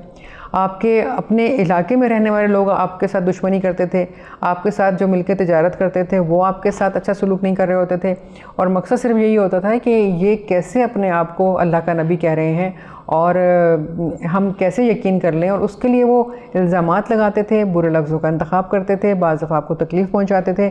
लेकिन इन तमाम मामलात में आपने हद से ज़्यादा सब्र किया और सब्र की ही ताकीद करते रहे, तलकीन करते रहे, और फिर आपने बताया कि देखो सब्र करने वालों को ही अल्लाह ताला कामयाबी से, फ़तह से, नुसरत से नवाजते हैं। जो मिशन आप लेकर आए और जिस सब्र के साथ आपने उस मिशन में की तबलीग की, लोगों तक पहुंचाया, अल्लाह ताला ने आपको उसमें बेइंतहा नवाजा, आपको कामयाबी मिली, आपको इज़्ज़त मिली, आप सुरखरू हुए और फिर आपकी ज़िंदगी, आपकी सीरत पाक जो है वो आने वाले वक्तों के लिए, आपकी उम्मत के लिए रहनुमाई का बाइस बनी। और हमेशा लोग जब किसी मुश्किल में होते हैं और जब अपने आका मोहम्मद सल्लल्लाहु अलैहि वसल्लम से रहनुमाई लेना चाह रहे होते हैं तो आपकी ज़िंदगी के बहुत सारे ऐसे वाक़यात हैं जिनको पढ़ के उनको सब्र भी मिल जाता है, उनको तस्कीन मिल जाती है और उनको हौसला मिलता है कि जो हमारे प्यारे आका मोहम्मद सल्लल्लाहु अलैहि वसल्लम ने ज़िंदगी की तलखियों का इस सब्र के साथ मुकाबला किया, इतनी हिम्मत के साथ मुकाबला किया और हमें भी यही तालीम दी, हमें भी यही तलकीन की, तो यकीनन हमें भी अपनी ज़िंदगी को इसी तरीके से सब्र के साथ, हिम्मत के साथ गुजारना है और हमें सब्र भी करते रहना है और शुक्र भी अदा करते रहना है, क्योंकि अल्लाह ताला ने हमें यही पैगाम अपनी किताब में दिया है, यही पैगाम रसूल पाक सल्लल्लाहु अलैहि वसल्लम ने दिया कि जब नेमतें मिलें रब की तरफ से तो शुक्र अदा करो और जब कोई मुश्किल आए तो सब्र करो और नमाज से सहारा लो। तो जब हम नमाज से और सब्र से सहारा लेते हैं तो न सिर्फ ये कि हमारी उस मुश्किल को भी कम कर दिया जाता है, हमारी मुश्किल को फिर हमसे दूर कर दिया जाता है और दुनिया में भी और आखिरत में भी अल्लाह रब्बुल इज़्ज़त अपने ऐसे बंदों को सुरखरू करते हैं। तो यकीनन हमने सीरत रसूल सल्लल्लाहु अलैहि वसल्लम के एक और हिस्से को आपके सामने पेश किया और वो हिस्सा सब्र का हिस्सा है कि रसूल करीम सल्लल्लाहु अलैहि वसल्लम ने ख़ुद किस तरह सब्र किया, अपने साथियों को, अपने सहाबा कराम को सब्र की किस तरह से तलकीन की और उन्होंने अपनी ज़िंदगियों में किस तरह से इसको इख्तियार किया। और अब हमारा ये काम है कि हम इस सिलसिले को आगे बढ़ाएँ, इन तमाम उलूम को जो हम उनसे लेते हैं, हासिल करते हैं, उसे अपनी ज़िंदगियों का हिस्सा बनाएं ताकि हम अपने रब को भी राज़ी कर सकें। अल्लाह रब्बुल इज़्ज़त हम सब को सब्र की तौफ़ीक अता फ़रमाए। जहाँ जहाँ हमें कोई मुश्किल पेश आए, खुदा न खास्ता, तो हम सब्र करें और अपने रब को राज़ी कर सकें। आज का प्रोग्राम बस यहीं पर मुकम्मल करते हैं। अगले प्रोग्राम तक के लिए हमें इजाज़त दीजिए। अल्लाह हाफ़िज़।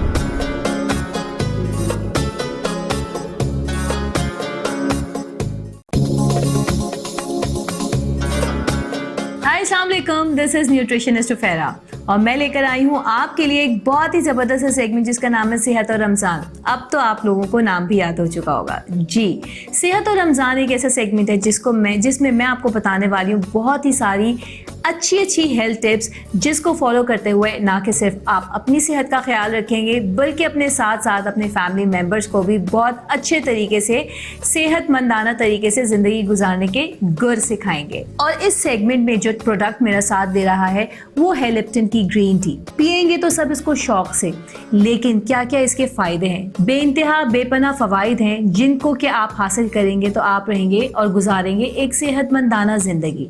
रमज़ानों में बहुत सारे लोगों को एसिडिटी की शिकायत रहती है। एसिडिटी होती क्यों है, एसिडिटी की वजूहात क्यों हैं, और रमज़ान में ही क्योंकि आप रोज़े में होते हैं और उस दौरान अगर आप एसिडिटी फेस करें तो आपका रोज़ा हो जाता है ख़राब, क्योंकि रोज़े में एसिडिटी होना या बर्निंग फील करना दोनों ही आपके लिए नुकसानदेह हैं और उसके साथ साथ बहुत सारी बीमारियां भी आपके घर दस्तक दे सकती हैं, जिसमें कि कोलेस्ट्रॉल का बढ़ जाना और साथ में हाई ब्लड प्रेशर का हो जाना। क्योंकि कोलेस्ट्रॉल जब बढ़ता है तो जो सबसे बड़ी प्रॉब्लम आप लोग फेस करते हैं वो होती है ब्लड प्रेशर हाई हो जाने की। एसिडिटी होती क्यों है, क्या हम ऐसी चीज़ें या ग़िज़ा का इंटेक कर रहे होते हैं जिसकी वजह से आप लोगों को एसिडिटी फेस करनी पड़ती है, और रोज़े में एसिडिटी क्यों होती है, तो इसके बारे में बताती चलूँ। सबसे पहले तो ये कि जो आप सहरी में ग़िज़ा ले रहे हैं वो बहुत ज़्यादा स्पाइसी और रोगनी नहीं होनी चाहिए। बहुत सारी जगहों पे मैंने देखा है, ख़ास करके जो हमारी यंग जनरेशन है उसको एसिडिटी का इशू, जो कि अनबिलीवेबल है कि वो तो यंग है,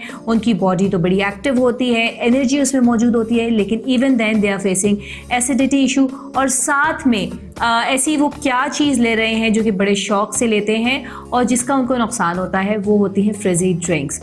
जी, फ्रिजी ड्रिंक्स लेना, स्पाइसी खाने खाना, या सहरी में ख़ास तौर पे जहाँ पे मैं रोज़े की बात कर रही हूँ वहाँ पे रोगनी ग़िज़ा लेना, ये तीनों चीज़ें ऐसी हैं कि अगर आपने अपने फूड इंटेक में ज़्यादती की इन चीज़ों की या ज़्यादा तादाद में ली तो आपको एसिडिटी का इशू हो सकता है। आपने सहरी में आपने फ्रिजी ड्रिंक्स लिए, यहाँ पे आप स्पाइसी खाना खा रहे हैं, जी दावतें उड़ा रहे हैं। जो सहरी की दावतें होती हैं उसमें यही सब कुछ तो होता है। ज़रूर सहरी की दावतों को एंजॉय कीजिए, मिल बैठ के खाइए, लेकिन हेल्दी फूड का इंटेक लीजिए।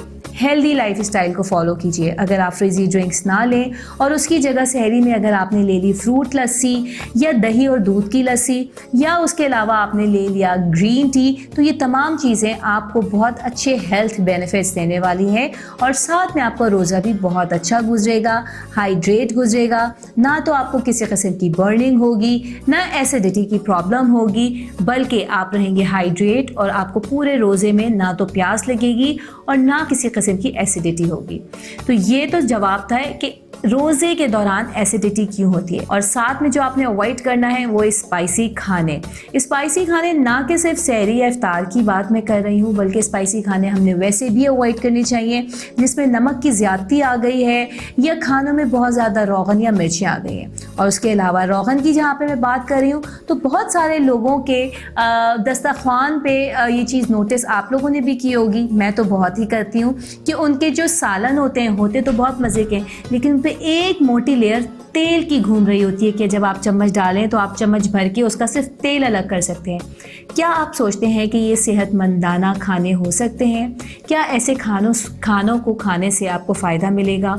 और अगर तो ये आपके घर का ट्रेंड है, आपके खाने बनाने का तरीक़ा ही ऐसे है कि उस पर रोगन या तेल तैरता है, तो क्या आप समझते हैं कि आप सेहतमंद ज़िंदगी गुजार सकते हैं?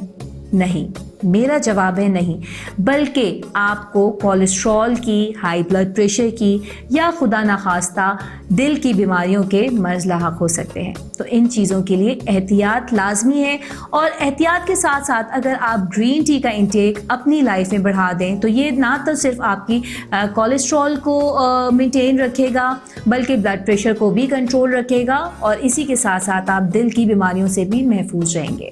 इसके अलावा ग्रीन टी में मौजूदा एंटीऑक्सीडेंट्स आपको हर किस्म के इन्फेक्शन से महफूज रखेंगे, आपकी स्किन को तरोताज़ा रखेंगे। और रीज़न मैं बताती चलूँ कि एंटीऑक्सीडेंट्स का काम जो होता है वो आपकी बॉडी के अंदर मौजूदा जो सेल डैमेज हो जाते हैं, जो एक अंदर टूट फूट चल रही होती है सेल्स की, उनको रिपेयर करने का काम बहुत अच्छे तरीके से सरअंजाम देते हैं। जनाब, एंटीऑक्सीडेंट्स की जॉब ही ये होती है कि अगर वो अपनी जॉब सही से परफॉर्म ना करें तो ऐसे एंटीऑक्सीडेंट्स का काम ही क्या, बिल्कुल एंटीऑक्सीडेंट्स अगर आप ऐसी फूड इंटेक कर रहे हैं जिसमें कि फ्रूट्स आ गए, वेजिटेबल्स आ गई या ग्रीन टी आ गई, तो हेल्दी फूड इंटेक आप कर रहे हैं तो आपकी बॉडी में एंटीऑक्सीडेंट्स का इंटेक अच्छा जा रहा है, जिसकी वजह से आप रहेंगे फिट और साथ में आपके डैमेज सेल्स होंगे रिपेयर, जिससे आपकी स्किन अच्छी होगी। ना कि सिर्फ स्किन अच्छी होगी बल्कि जो इंटरनल इन्फेक्शंस होते हैं जिसमें कि मेन कैंसर होता है, ऑसोफेगल कैंसर होता है जो कि इंटेस्टीन्स के इन्फेक्शंस की वजह से होता है,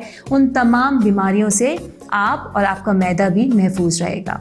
इतनी गर्मी के रोज़ों में जो सबसे ज़्यादा शिकायत होती है वो होती है डिहाइड्रेशन की। अगर आपकी बॉडी में पानी की कमी हो जाए और आप उस दौरान रोज़े में हो तो ये बहुत मुश्किल हो जाता है कि आपकी बॉडी डिहाइड्रेटेड हुई है और आप रोज़े को कंटिन्यू करना, क्योंकि डिहाइड्रेशन में आपको उल्टियाँ भी हो सकती हैं, आपको डायरिया भी हो सकता है और इसके अलावा भी दीगर बीमारियाँ आपको परेशान कर सकती हैं। तो डिहाइड्रेशन से छुटकारा कैसे पाया जाए, उसके लिए सबसे बेहतरीन तो ये है कि पानी का इंटेक अच्छा होना चाहिए। लेकिन रमज़ानों में क्योंकि सहरी और इफ्तार के बीच में टाइम कम होता है तो कैसे आप इतना ज़्यादा पानी पिएंगे। आपका फ्लूइड इंटेक अच्छा होना चाहिए, हेल्दी फ्लूइड इंटेक होना चाहिए, जिसमें कि एक बेवरेज आता है ग्रीन टी। अगर तो आप ग्रीन टी ले रहे हैं तो ग्रीन टी एक बहुत ही फ़ायदेमंद किस्म का बेवरेज है जिसको आप गर्म फॉर्म में भी ले सकते हैं और ठंडे में भी ले सकते हैं। जहां आप गर्म और ठंडे दोनों में ले रहे हैं तो वो आपके लिए फ़ायदा भी कर रहा है, आपकी बॉडी को हाइड्रेट भी रखेगा और गर्मियों के रोज़े के दौरान आप हाइड्रेट और फुलफिल फील करेंगे और साथ में हेल्दी भी फील करेंगे। हेल्दी फूड इंटेक क्या होता है, हेल्दी लाइफस्टाइल क्या होता है, वेट लॉस करने के लिए हेल्दी लाइफस्टाइल को फॉलो करें या किसी डाइट प्लान को, तो मैं ये सजेस्ट करूंगी कि आप एक हेल्दी लाइफस्टाइल को फॉलो करें। Healthy lifestyle itself is a very good diet plan. बिल्कुल, अगर आप हेल्दी लाइफस्टाइल को फॉलो कर रही हैं तो उसमें एक पोर्शन कंट्रोल्ड मील होता है। कोई भी चीज़ बहुत भर के नहीं खा लेनी है, कोई भी चीज़ बहुत ज़्यादा नहीं खा लेनी है, लेकिन सब कुछ खाना है म्याना रवि से, एक एतदाल में रह के खाना है और सबसे बड़ी बात खुश होके खाना है, क्योंकि अल्लाह ताला ने इतनी सारी जो नेमतें दी हैं उसका शुक्र अदा करना हमारे लिए बहुत ज़रूरी है। तो जनाब, जब आप एक हेल्दी लाइफस्टाइल को फॉलो करते हुए और उस हेल्दी लाइफस्टाइल को फॉलो करते हुए जो फूड सिलेक्शन है आपका, उसमें ग्रीन टी, लिप्टन की ग्रीन टी भी मौजूद होना लाजमी है।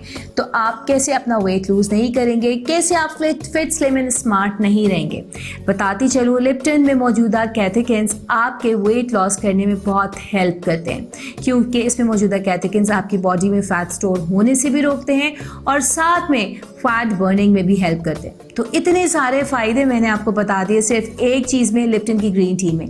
अगर आप भी चाहते हैं कि कोई मुझसे सवाल पूछे, आपके दिमाग में कोई सवाल है, तो मुझसे इंस्टाग्राम पे आप कांटेक्ट कर सकते हैं। साथ में आपको और भी बहुत सारी बातें बताती चलूँगी।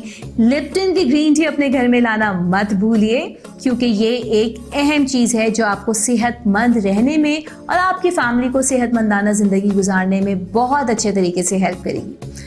अपना ख्याल रखिए। दिस इज़ न्यूट्रिशनिस्ट फैरा, मुझे इजाज़त दीजिए। इंशाअल्लाह ताला कल मुलाकात होगी। अल्लाह हाफ़िज़।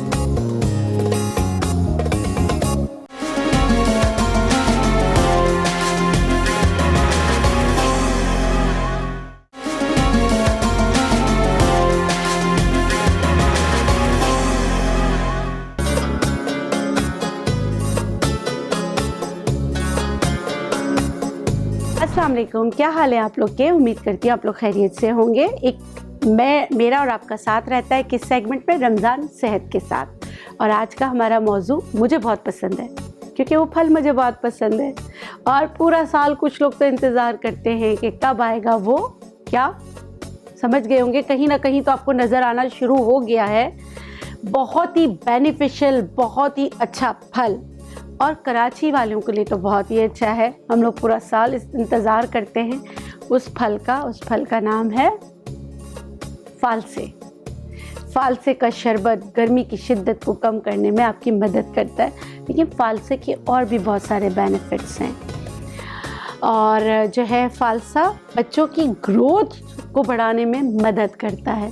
फालसा यूटीआई के लिए बहुत अच्छा होता है, यूरिनरी ट्रैक्ट इन्फेक्शन।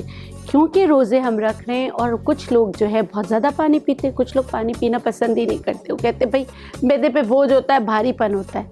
उसका नतीजा क्या होता है? उसके नतीजे में जो है हमारे गुर्दे जो है वो उनका फंक्शन सही तरीके से नहीं होता है, जिसकी वजह से पेशाब में जलन, तकलीफ़, और ये ऐसी तकालीफ़ होती हैं कि बुज़ुर्ग बयान नहीं कर सकते, बच्चे बहुत ज़्यादा इरिटेट होते हैं। और गुर्दे फ़िल्टर प्लांट अगर चीज़ें फ़िल्टर ना करें, मैं हमेशा एक बात अपने पेशेंटों से भी कहती हूँ, आपसे भी कहती हूँ, तो ऐसा ही हो गया कि हमने कोई डिटर्जेंट लिया है कपड़े धोने के लिए। डिटर्जेंट अपना काम कब करेगा? जब उसको पानी की पूरी मकदार मिलेगी, नहीं तो वो क्या करेगा? वो हमारे कपड़े फाड़ देगा। इसी तरह अगर हमारा फ़िल्टर प्लांट को पानी नहीं मिलता, वो हमारी चीज़ें फ़िल्टरेशन नहीं कर सकता, फाजिद मादे जो चीज़ें हमारे बॉडी में हो रही होती है उसको डिटॉक्स नहीं कर सकता, तो हमारे गुर्दे जो है वो प्रॉब्लम में आ जाते हैं। एक हमारी गलती की वजह से हम आगे जाके इसका खमियारा भुगतते हैं, चाहे किसी बीमारी की वजह से, चाहे पानी कम इस्तेमाल करने की वजह से। इसीलिए अल्लाह गफूर रहीम ने जब बहुत ज़्यादा लू चलना शुरू होता है, जब बहुत ज़्यादा गर्मी होती है, तो ये सहरा का जो एक बैरी है, ये हर जगह नहीं होता। जहाँ सहरा होता है, जहाँ बहुत गर्मी होती है, वहाँ अल्लाह ताला ने जो है उन लोगों की सेहत को मद्देनज़र रखते हुए वहाँ एक चीज़ है, वो है फालसे। फालसे जो खट्टा मीठा फल होता है, ये आपका नेचुरल ORS बन सकता है, क्योंकि खटास भी इसमें, नमक भी है। बस इसका जूस निकालिए, सुबह शाम लाजमी पीजिए। अब कुछ लोग इस बहस में पड़ जाते हैं, इसका बीज निकालना है, इसका बीज नहीं निकालना। निकालना है निकालें तो बहुत अच्छा है, ना निकालें तो बीज समेत भी आप इसका जूस निकाल के पी सकते हैं।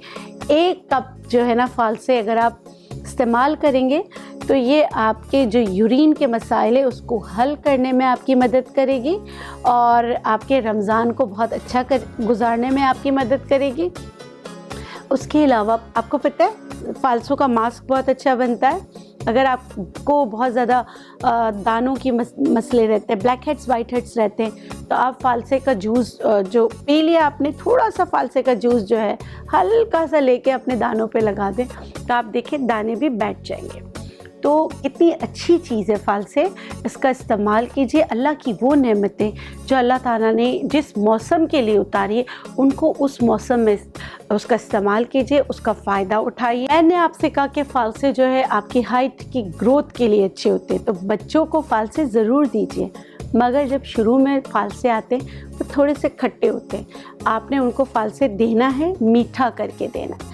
ऐसी सूरत में आपने फालसों को हल्का सा जो है ना, उनकी तुरशी दूर करने के लिए हल्का सा उबाल लेना है, उबाल कर छानना है, फिर इसमें पिंच काला नमक मिलाना है, और अगर चाहें तो इसमें थोड़ा सा आप शहद भी मिला सकते हैं। तो इस तरह आप बच्चों को देंगे।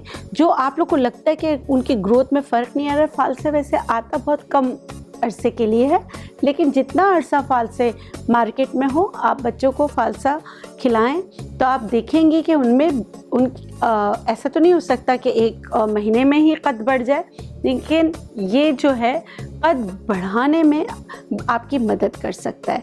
उसके अलावा जो फालसे है यूटीआई के लिए मैंने आपको बता दिया, वैसे भी जो है स्किन के लिए भी मैंने आपको बता दिया ये चीज़ें। और कुछ लोग जो होते हैं कि फालसे उनको इतने प्यारे होते हैं, वो चाहते हैं कि फ़ालसों को प्रिजर्व करें। तो मैं हमेशा कहती हूँ कि आपने क्या करना है, फ़ालसों को प्रिजर्व करने के लिए आपने उसका जूस निकाल लेना है। जूस निकाल कर आप उसको हल्का सा पका लें। पकाने के बाद जो है ना आप उसको रख लें, तो इस तरह आप जो है फालसे कुछ अरसे तक इस्तेमाल कर सकते हैं। तो उम्मीद करती हूँ जो छोटी छोटी चीज़ें ये आपके लिए बेनिफिशियल होंगी। मुझे भी बहुत पसंद है फालसे, और बहुत सारे लोग जो देख रहे हैं उनको भी बहुत पसंद होंगे। फालसों का इस्तेमाल ज़रूर कीजिए। मेरे हिसाब से मैं इसको नेचुरल ORS कहती हूँ कि ये आपके इलेक्ट्रोलाइट्स को बैलेंस रखने में आपकी मदद करता है। और ये जिस मौसम में आता है उस मौसम में बहुत शदीद गर्मी होती है, और अब तो रमज़ान भी इसी मौसम में है। तो अल्लाह की दी हुई नेमतों का इस्तेमाल कीजिए, अपने और अपने प्यारों का ख्याल रखिए, हमें भी दुआओं में याद रखिए। इंशाअल्लाह कल फिर मुलाकात होगी एक नए मौजू के साथ। अल्लाह हाफ़िज़।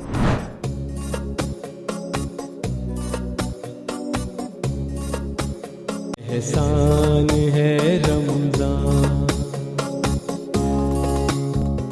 बिस्मिल्लाहिर्रहमानिर्रहीम, अस्सलाम वालेकुम। मैं हूँ शेफ़ वर्दा और एक बार फिर से आपको वेलकम कहती हूँ हमारी खूबसूरत सी ट्रांसमिशन एहसान रमज़ान में जो आप देख रहे हैं। और अब शुरू हुआ है मेरा सेगमेंट जो कि है रमज़ान दस्तरखान, जहाँ मैं आपको सिखाती हूँ नित नई रेसिपीज़ बनाना, चाहे वो सहर हो चाहे इफ्तार हो। हम कोशिश करते हैं आपको सेहत से भरपूर रेसिपीज़ जो हैं वो हम आपको सिखा सकें, लेकिन साथ साथ हम कोशिश करते हैं कि इस रमज़ान आपसे हम ये अहद लेते हैं कि कोशिश करें अपने घर वालों की, अपनी फैमिली की, अपने ख़ानदान वालों की, बाहर वालों की सेहत का ख्याल रखें।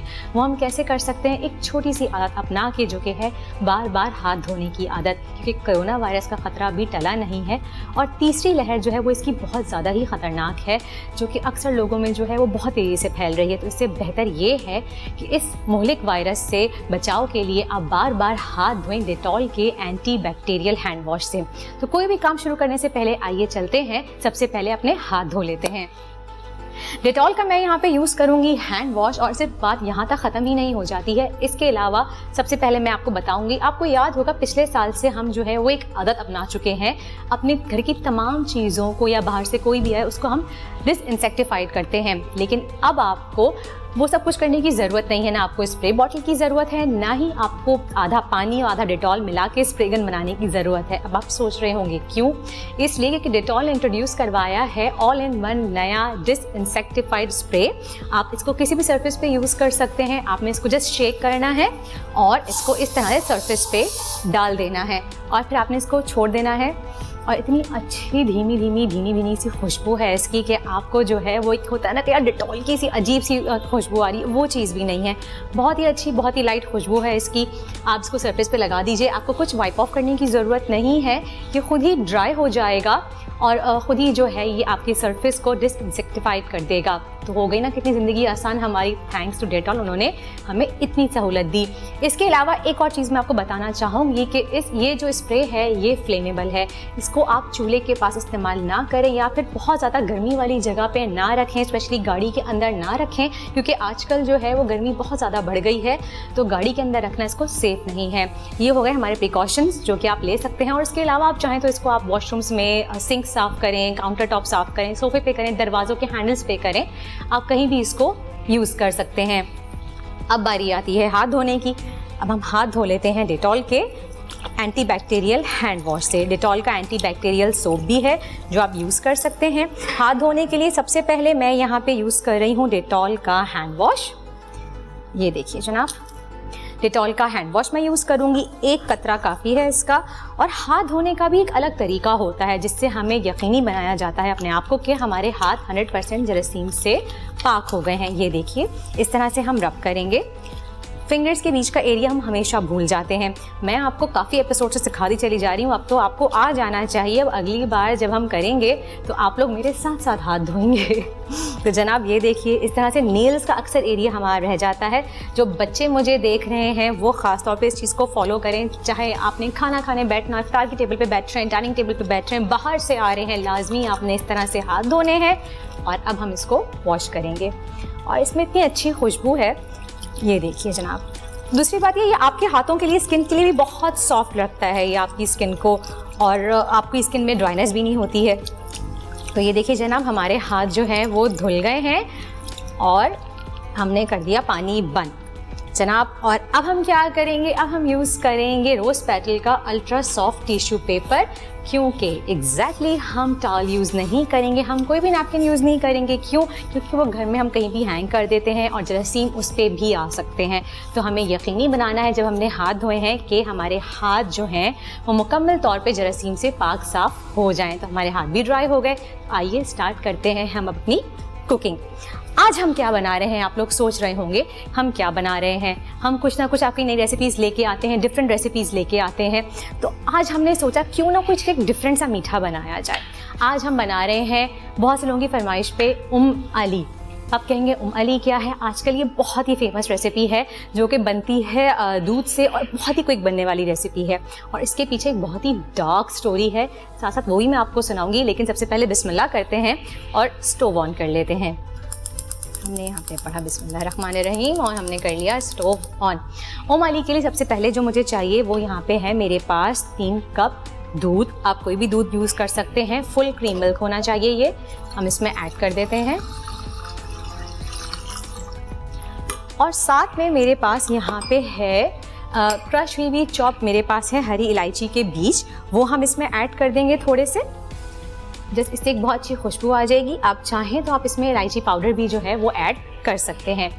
जनाब जब तक दूध में आता है बॉयल, मेरे पास हैं यहाँ पे कुछ बादाम और पिस्ते। उसको हम जो है वो हल्के हाथ से थोड़ा मोटा मोटा, बहुत हम बारीक नहीं करेंगे, उसको हम चॉप कर लेते हैं। ये देखिए इस तरह से। अली बेसिकली एक इजिप्ट की एक बहुत ही फेमस डिश है। और आपको पता है कि क्यों बनाई गई थी, कि कैसे इसकी इनोवेशन कैसे हुई थी, इसकी ईजाद कैसे हुई थी। असल में कहा जाता है कि क़दीम ज़माने में एक बादशाह को कत्ल करने के लिए एक औरत ने जो है वो किसी को हायर किया था। आई डोंट नो, इसके पीछे कुछ डार्क हिस्ट्री है कि यानी कि जब वो बंदे का कत्ल किया गया था उस बादशाह का, तो जो मिस्र की एक औरत थी उसने खुशी में, जो कि इसको कहा जाता है कि अली की माँ अली उस औरत का नाम था, और उसने जो है वो खुशी में जाके रात में अपने कैंप में ये डिज़र्ट तैयार किया था, क्योंकि वो बांटना चाहती थी। वो बहुत ही जालिम कोई बादशाह था। तो जब उसने उसकी मौत पे उसने ये बनाया तो ये एक बहुत ही ज़्यादा पसंदीदा बन गया और इस डिश का नाम ही पड़ गया अली, यानी कि अली का बनाया हुआ डिज़र्ट। तो ये बहुत ही क्विक बन जाता है। ये देखिए जनाब, पिस्ते भी जो है हमारे चॉप हो गए। ऐसे ही हम थोड़े से बादाम ले लेते हैं। आप देख सकते हैं मैंने इसको रफली चॉप किया है, बिल्कुल बारीक नहीं किया। और ये भी हम ऐसे रफली थोड़े से बादाम चॉप कर लेंगे, क्योंकि हम इसको थोड़ा सा मोटा मोटा काटेंगे और ऊपर से गार्निश भी करेंगे। तो थोड़ा सा जब ये मुंह में आएगा एक क्रंची सा टेस्ट, तो ये बहुत अच्छा लगेगा। ये देखिए ऐसे थोड़ा सा, ये देखें दूध में बॉईल आ रहा है, तो मैं थोड़ा सा ये पिस्ते भी डाल रही हूँ इसमें, ताकि थोड़े से हम गार्निशिंग के लिए रख लेंगे और थोड़े से हम दूध में डाल देंगे। ये हो गया यहाँ पे। अच्छा जी, ये देखिए। अच्छा, इसको मैं बना रही हूँ यहाँ पे बाकर खानी से, और इसको थोड़ा सा हम ब्रॉयल भी देंगे अवन के अंदर। तो अवन ऑलरेडी मैंने 160 डिग्रीज़ पे जो है वो प्री हीट के लिए लगा दिया है। और साथ में मैं यहाँ पे यूज़ कर रही हूँ बाकर खानी। वैसे ओरिजिनली इसको जो है वो पफ पेस्ट्री से बनाया जाता है, लाइक पफ पेस्ट्री की जो डो होती है उससे बनता है। अगर आपके पास पफ पेस्ट्री नहीं है तो आप बाकर खानी का इस्तेमाल कर सकते हैं, उससे ये बहुत मज़े की बनती है। थोड़े से बादाम जो है मैं इसमें डाल रही हूँ। और अब मैं इसमें ऐड कर रही हूँ यहाँ पे थोड़ा सा बॉईल आ जाए, मैं वेट कर रही हूँ, बॉईल ऑलमोस्ट आने ही वाला है। जब तक हम रिमेनिंग अपने हमारे जो बादाम हैं वो भी चॉप कर लेते हैं ताकि हम अच्छी सी गार्निशिंग कर लेंगे। इसमें मैं डालूँगी 1 cup condense milk. Condense milk जो है वो इसे बहुत अच्छी सी मिठास देगा और एक गाढ़ापन देगा। अगर कंडेंस मिल्क आपके पास नहीं है तो आप इसका सब्स्टिट्यूट यूज़ कर सकते हैं, यानी कि आप इसमें जो है वो वाइट शुगर भी ऐड कर सकते हैं। अगर आप हेल्थ कॉन्शियस हैं तो आप कोशिश करें आप इसमें जो है वो गुड़ का इस्तेमाल भी कर सकते हैं। आधे इसमें बादाम जो थे वो मैंने ऑलरेडी दूध में डाल दिए हैं और बाकी जो है वो हमने चॉप करके रख लिए हैं ऊपर से गार्निशिंग के लिए। ओके जनाब, आप देख सकते हैं दूध में जो है वो बबलिंग स्टार्ट हो गई है, बॉयल आना शुरू हो गया है। आप ये देखें बॉयल आ गया है इसमें। अब इसमें मैं ऐड कर रही हूँ कंडेंस मिल्क, ये पूरा डाल देंगे हम इसमें और इसको हम विस्क कर लेते हैं। और अब इसको थोड़ा सा क्रीमी टेक्सचर देने के लिए हम इसमें यूज़ करेंगे नेस्ले मिल्क पैक की क्रीम। 200 ml की नेस्ले मिल्क पैक की क्रीम है मेरे पास यहाँ पे। ये देखिए, आधी मैं अभी ऐड करूँगी और हाफ फिर मैं बाद में ऐड करूँगी इसमें। इसको खोल लेते हैं, यानी कि मैं डिवाइड कर रही हूँ उसको 100 ml में। इससे पहले मैं 100 ml अभी डालूँगी। अच्छा जी, यहाँ पे इस वक्त आप फ्लेम को स्लो कर लीजिए, फ्लेम को स्लो रखना है हमने। और फिर आपने कंटिन्यू नेस्ले मिल्क पैक की क्रीम डालते डालते आपने इसको विस्क करना है। ये देखिए, ताकि थोड़ा सा इसमें अच्छा सा गाढ़ापन आ जाएगा। और बाकी थोड़ी सी क्रीम जो है वो मैंने बचा ली है, क्योंकि हम इसको जब हम इसको अवन में रखेंगे थोड़ा सा इसको बेक करेंगे 6 से 7 मिनट के लिए, उस वक्त हम जो है वो इसमें ऊपर से डालेंगे और फिर इसको गार्निश करेंगे। थोड़ा सा इसको हम विस्क कर लेते हैं अच्छी तरीके से ताकि थोड़ी सी मज़ीद और गाढ़ी हो जाएगी। और ये देखें जनाब, यानी कि क्रीम और दूध बिल्कुल अच्छी तरीके से पक चुके हैं। कंडेंस मिल्क भी जो है वो इसमें डिज़ोल्व हो चुका है। अब हम यहाँ पे क्या करेंगे, अब हम जो है वो यहाँ पे एक अवन प्रूफ जो है वो आप डिश ले लीजिए, जो भी आपके पास अवेलेबल है घर में वो ले लीजिए आप। और इसमें अब क्या करना है हमें, हमारे पास है यहाँ पे बाकर खानी, वो हम साइड बाय साइड यहाँ पे इसको रख देंगे। आप इसको सेट कर लीजिए जितनी बड़ी भी आपकी, अच्छा बाकर खाने की कोई क्वांटिटी नहीं है, जितनी बड़ी आपकी डिश है, जितनी बड़ी क्वांटिटी में आप बनाना चाह रहे हैं आप उतना ले सकते हैं। जनाब दूध में बॉयल आ गया है, मैं चूल्हा जो है वो बंद कर रही हूँ, सही है जी। और मीनवाइल हम यहाँ पे बाकर खानी जो है वो सेट कर रहे हैं। जितनी बड़ी डिश आपने बनानी है, जितनी बड़ी सर्विंग के लिए आप लोग यूज़ कर रहे हैं, उस हिसाब से आप इसको ले सकते हैं। ये देखें, इट्स इनफ फॉर मी। और एक मैं तोड़ के यहाँ रख रही हूँ और एक मैंने हाफ यहाँ पे सर्व कर ली। अच्छा, अब इसमें क्या करेंगे हम, अब जो ये दूध हमने बॉईल किया है जिसमें हमारी नेस्ले मिल्क पैक की क्रीम भी है और हमें बादाम पिस्ते भी डाले हुए हैं, वो हम इस डिश के ऊपर जो है वो डाल देंगे। आप देख रहे हैं कितना क्विक और इजी है ये बनाना, बहुत ही मज़े की बनती है। लेकिन बस एक हिस्ट्री डार्क है इसके पीछे। तो उस ज़माने में झटपट बनने वाली जो रेसिपी होगी मीठे की, सबसे आसान रेसिपी यही है और आजकल ये बहुत फेमस है, बहुत लोग बना रहे हैं और बहुत पसंद कर रहे हैं। अक्सर लोग इजिप्ट जाते हैं तो ये वहाँ की एक ट्रेडिशनल डिश कहलाती है। ये देखिए, ये दूध हम इसमें डाल देंगे और अब मैं दोबारा से इसमें थोड़ी सी नेस्ले मिल्क पैक की क्रीम ऐड करूँगी। ये देखिए ऐसे, ताकि इसमें एक थिकनेस आ जाएगी थोड़ी सी। ये देखिए पूरी क्रीम, मैंने आपसे कहा था ना हाफ हम वहाँ दूध में ऐड करेंगे और हाफ हम यहाँ पे ऐड करेंगे। और ये देखिए, ये हमने पूरी क्रीम जो है वो इसमें डाल दी है। और अब हम इसको गार्निश करेंगे। थोड़े से हम इसमें डालेंगे सिनेमन पाउडर ऊपर से, ताकि इसकी एक अच्छी सी खुशबू और एक फ्लेवर आ जाएगा। हमने थोड़ा सा इस पर स्प्रिंकल किया सिनेमन पाउडर। ये देखिए ऐसे, आपको पता है सिनेमन के भी कितने बेनिफिट्स हैं। ये देखिए, अगर आपका गला ख़राब हो, गले में ख़राश हो, आप दालचीनी का पाउडर जो है वो शहद के साथ खा लें तो वो बहुत अच्छा रहता है। रमज़ान में तो अक्सर गले ख़राब हो ही जाते हैं। ये हो गया जनाब। अच्छा जी, थोड़ा सा हमने इसमें डाले ऊपर से किशमिश, यानी कि रेजिन्स डालेंगे हम इसके अंदर ऊपर से, फुल ऑफ नट्स, और बहुत ही मज़े का होता है ये, बहुत ही रिच डिज़र्ट होता है, हैवी। सेसमे सीड्स डालेंगे हम थोड़े से इसके ऊपर। ये देखिए बादाम जो हमने क्रश करके रखे थे, आपको समझ में आया, हमने बिल्कुल बारीक बादाम यूज़ नहीं करने, हमने मोटे मोटे इसके जो चंक्स हैं इस तरह से यूज़ करने हैं। ये गए पिस्ते इस पे, और थोड़ा सा वाइट हमने इसमें यहाँ पे थोड़ा सा टच देने के लिए इसको हम यूज़ कर रहे हैं डेसिकेटेड कोकोनट, यानी कि कोकोनट का ड्राइड पाउडर हम यूज़ कर रहे हैं यहाँ पे, और दैट्स इट। अब हम इसको हमारे प्री हीटेड अवन में जो है वो रख देंगे 6 से 7 मिनट के लिए। जनाब अवन जो है वो मेरा ऑलरेडी गर्म पे लगा हुआ है और मैं इसको रख रही हूँ अवन के अंदर। ये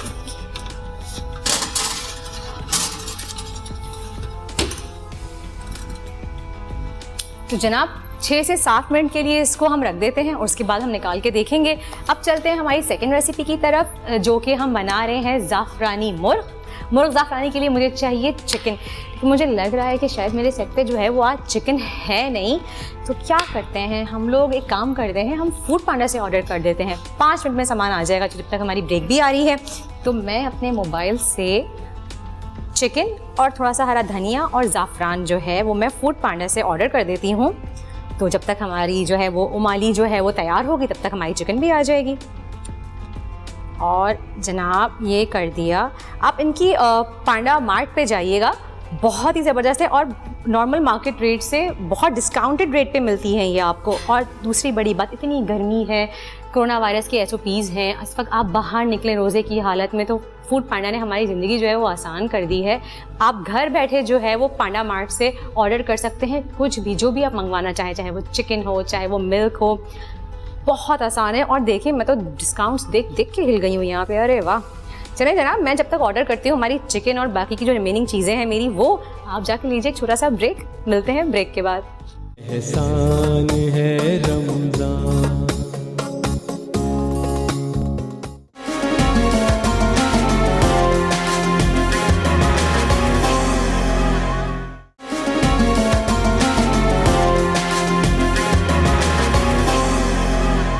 एहसान है रमज़ान।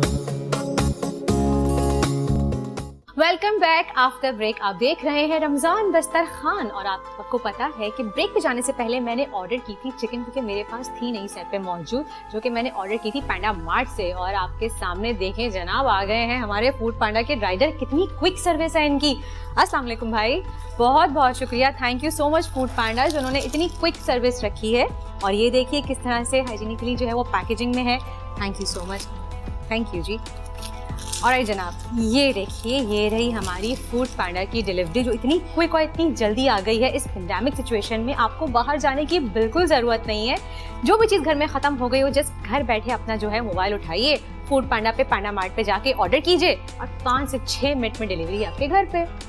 और जनाब ये देखिए चिकन जो है वो हमारी आ गई है। मैंने बोनलेस चिकन ऑर्डर की थी। आप पैकेजिंग देखिए किस तरह से आई है, साफ़ सुथरी। इसको हम यहाँ पे रख देते हैं और अब हम चिकन को क्यूब कर लेते हैं। एक कटिंग हम इसकी जो करेंगे, यानी कि वो क्यूब्स में करेंगे। और ये देखिए आप इस तरह से। जनाब देखिए मैंने फिलेज मंगवाए थे बोनलेस के लिए, तो कितने अच्छे ज़बरदस्त से फिलेज आए हैं। तो यार आपके लिए लाइफ आसान हो गई है हमारी। अच्छा जनाब, इसकी अब जो है मैं क्यूब्स कट कर लूँगी इस तरह से। अब मैं इसका स्टैक बना लेती हूँ ताकि इजीली हम जो है वो कट कर सकें। There you go, like this. एक सेंटर से कट करेंगे हम और फिर इसको हम लाइक दिस। थोड़े से बड़े बड़े बनाऊंगी क्योंकि चिकन जो है वो जब पकती है तो थोड़ी सी वो श्रिंक होती है, तो इस वजह से मैं इतने बड़े इसके यहाँ पे रहने देती हूँ। ये वाले भी कट कर लेती हूँ देखिए ऐसे। फर्स्ट जो एक टेल पार्ट होता है ब्रेस्ट पीस का, उसको हम ऐसे ही कट कर लेंगे। और ये देखिए थोड़े से, अगेन मैं आपसे कह रही हूँ कि हम बड़े बड़े पीसेस रखेंगे। आधा किलो चिकन है ये हमारे पास। और ये देखिए जनाब, ये हो गई है रेडी, क्योंकि मुझे टिंग की आवाज़ आ गई है हमारे अवन की। चिकन जो है वो रेडी हो चुकी है, हमने काट ली है। अब इसको डायरेक्टली हम जो है वो बनाएंगे हमारी मज़ेदार सी मुर्ग ज़ाफ़रानी। तो हम चलते हैं, लेकिन पहले निकालते हैं कि उमाली के क्या हालात हैं। और जनाब ये मैं सबरोसो के ग्लव्स हैं मेरे पास यहाँ पे, जो कि मैं सेफ्टी ग्लव्स जो है मैं वेयर कर रही हूँ। Thank you सबरोसो। और जनाब ये देखिए, हाँ खोलते ही क्या खुशबू आई है स्टूडियो में। और उमाली जो है वो तैयार है। ये देखिए, just look at the tempting and delicious dessert. ये देखिए, आप देख सकते हैं। देखें जो क्रीम हमने नेस्ले मिल्क पैक की ऐड करी थी, हमने जो मिल्क के साथ उसको थिकनेस दी थी, वो प्रॉपर एक्यूरेट है। और हमारी उम अली जो है हमारा डिज़र्ट वो रेडी हो चुका है।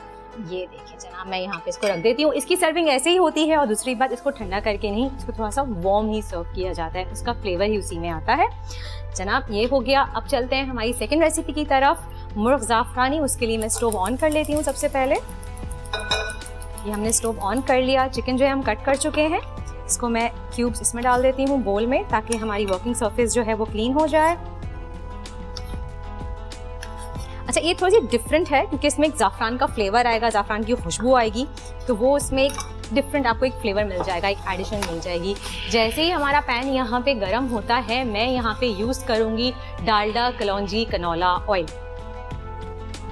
पाकिस्तान में पहली बार डालडा ने इंट्रोड्यूस करवाया है डालडा कलौंजी कनौला ऑयल। कलौंजी की इम्यूनिटी से भरपूर। ये काम आसान नहीं था। कलौंजी ऑयल को कुकिंग ऑयल में मिक्स करना बहुत ही मुश्किल काम था, लेकिन डालडा ने अपनी महारत से ये करके दिखाया हमें, और कलौंजी की भरपूर इम्यूनिटी जो है वो हमें कुकिंग ऑयल में दे दी, ताकि हम जो भी खाने बनाएं, हम चाहे सहरी बनाएं, इफ्तार बनाएं, चाहे हम स्नैक्स बनाएं, आप इसको किसी भी चीज़ में यूज़ कर सकते हैं। आप इसके साथ पास्ता भी बना सकते हैं, आप इसको डीप फ्राइड के लिए भी यूज़ कर सकते हैं। इन शॉर्ट, जो भी आपका मील होगा, जो भी खाने आप बनाएंगे, वो आप बनाएंगे इम्यूनिटी से भरपूर और सेहतमंद रहेंगे। तो मैं यहाँ पे यूज़ कर रही हूँ डालडा कलौंजी कनौला ऑयल, अराउंड 1/4 कप। और क्योंकि हम बना रहे हैं मुर्ग ज़ाफ़रानी, तो मैं थोड़ा सा यहाँ पे बटर भी ऐड करूँगी, इससे एक बहुत ही अच्छा सा फ्लेवर आएगा इसके अंदर। हमेशा आप लोगों को ही पता होगा कि डायरेक्ट हम बटर यूज़ नहीं करते क्योंकि बटर जल्दी जल जाता है, तो साथ में हम जो है वो डालडा कलौंजी कनौला ऑयल यूज़ कर रहे हैं, ताकि बटर जले ना, और हमारा खाना भी जो है वो इम्यूनिटी से भरपूर हो और हम रहें सेहतमंद रोज़ाना। तो जनाब ये देखें, बटर जो है वो गर्म हो गया है। यहाँ पे मेरे पास है लहसुन अदरक का पेस्ट, वो मैं ऐड करूँगी इसमें 1 टेबल स्पून, और वो ऐड करते ही हम करेंगे थोड़ा सा इसको सौटे, ताकि अच्छी सी खुशबू आ जाए इसके अंदर। ये हो गया जनाब। अच्छा, ये बहुत जल्दी बनने वाली रेसिपी है और बहुत ही क्विक ना। ये देखें, ये डालने के बाद यहाँ पे मेरे पास है हरी मिर्च का पेस्ट, और मेरे पास है यहाँ पे काजू का पेस्ट। अच्छा, काजू का पेस्ट अगर नहीं है आपके पास तो आप बादाम का पेस्ट भी यूज़ कर सकते हैं। 8-10 बादाम को लेके आप जो है वो दूध में ब्लेंड कर लीजिए। अब यहाँ पे हम डाल देते हैं काजू का पेस्ट, और फ्लेम को हम थोड़ा सा स्लो कर देंगे यहाँ पे, ऐसे। इसको थोड़ी सी हम कर लेते हैं भुनाई यहाँ पे, साथ ही हम ऐड कर देंगे हरी मिर्चों का पेस्ट भी। ये देखिए जनाब, ये भी हमने ऐड कर दिया इसके अंदर। हरी मिर्चें मैंने यहाँ पे ली हैं 5 से 6। अगर आपकी हरी मिर्चें बहुत तेज़ हैं तो आप जो है वो 4 तक ले सकते हैं, कम बढ़ती अपने टेस्ट के हिसाब से आप कर सकते हैं। काजू का पेस्ट भी चला गया इसमें। अब हम करेंगे इसकी सीजनिंग, लेकिन सबसे पहले मैं इसमें ऐड करूँगी दही। मेरे पास है यहाँ पे 1 कप दही। ये बहुत ग्रेवी वाली चिकन नहीं बनेगी, ये बनेगी भुनी हुई, जैसे हम कढ़ाई चढ़ाई खाते हैं या बिल्कुल भुना भुना सा आइटम खाते हैं ना, ये वैसा बनेगा। आप सहरी में चाहें तो इसको बना सकते हैं, बहुत ही डिलिशियस लगेगा। ये जनाब, ये देखिए, इसमें हमने डाला दही विस्क करके।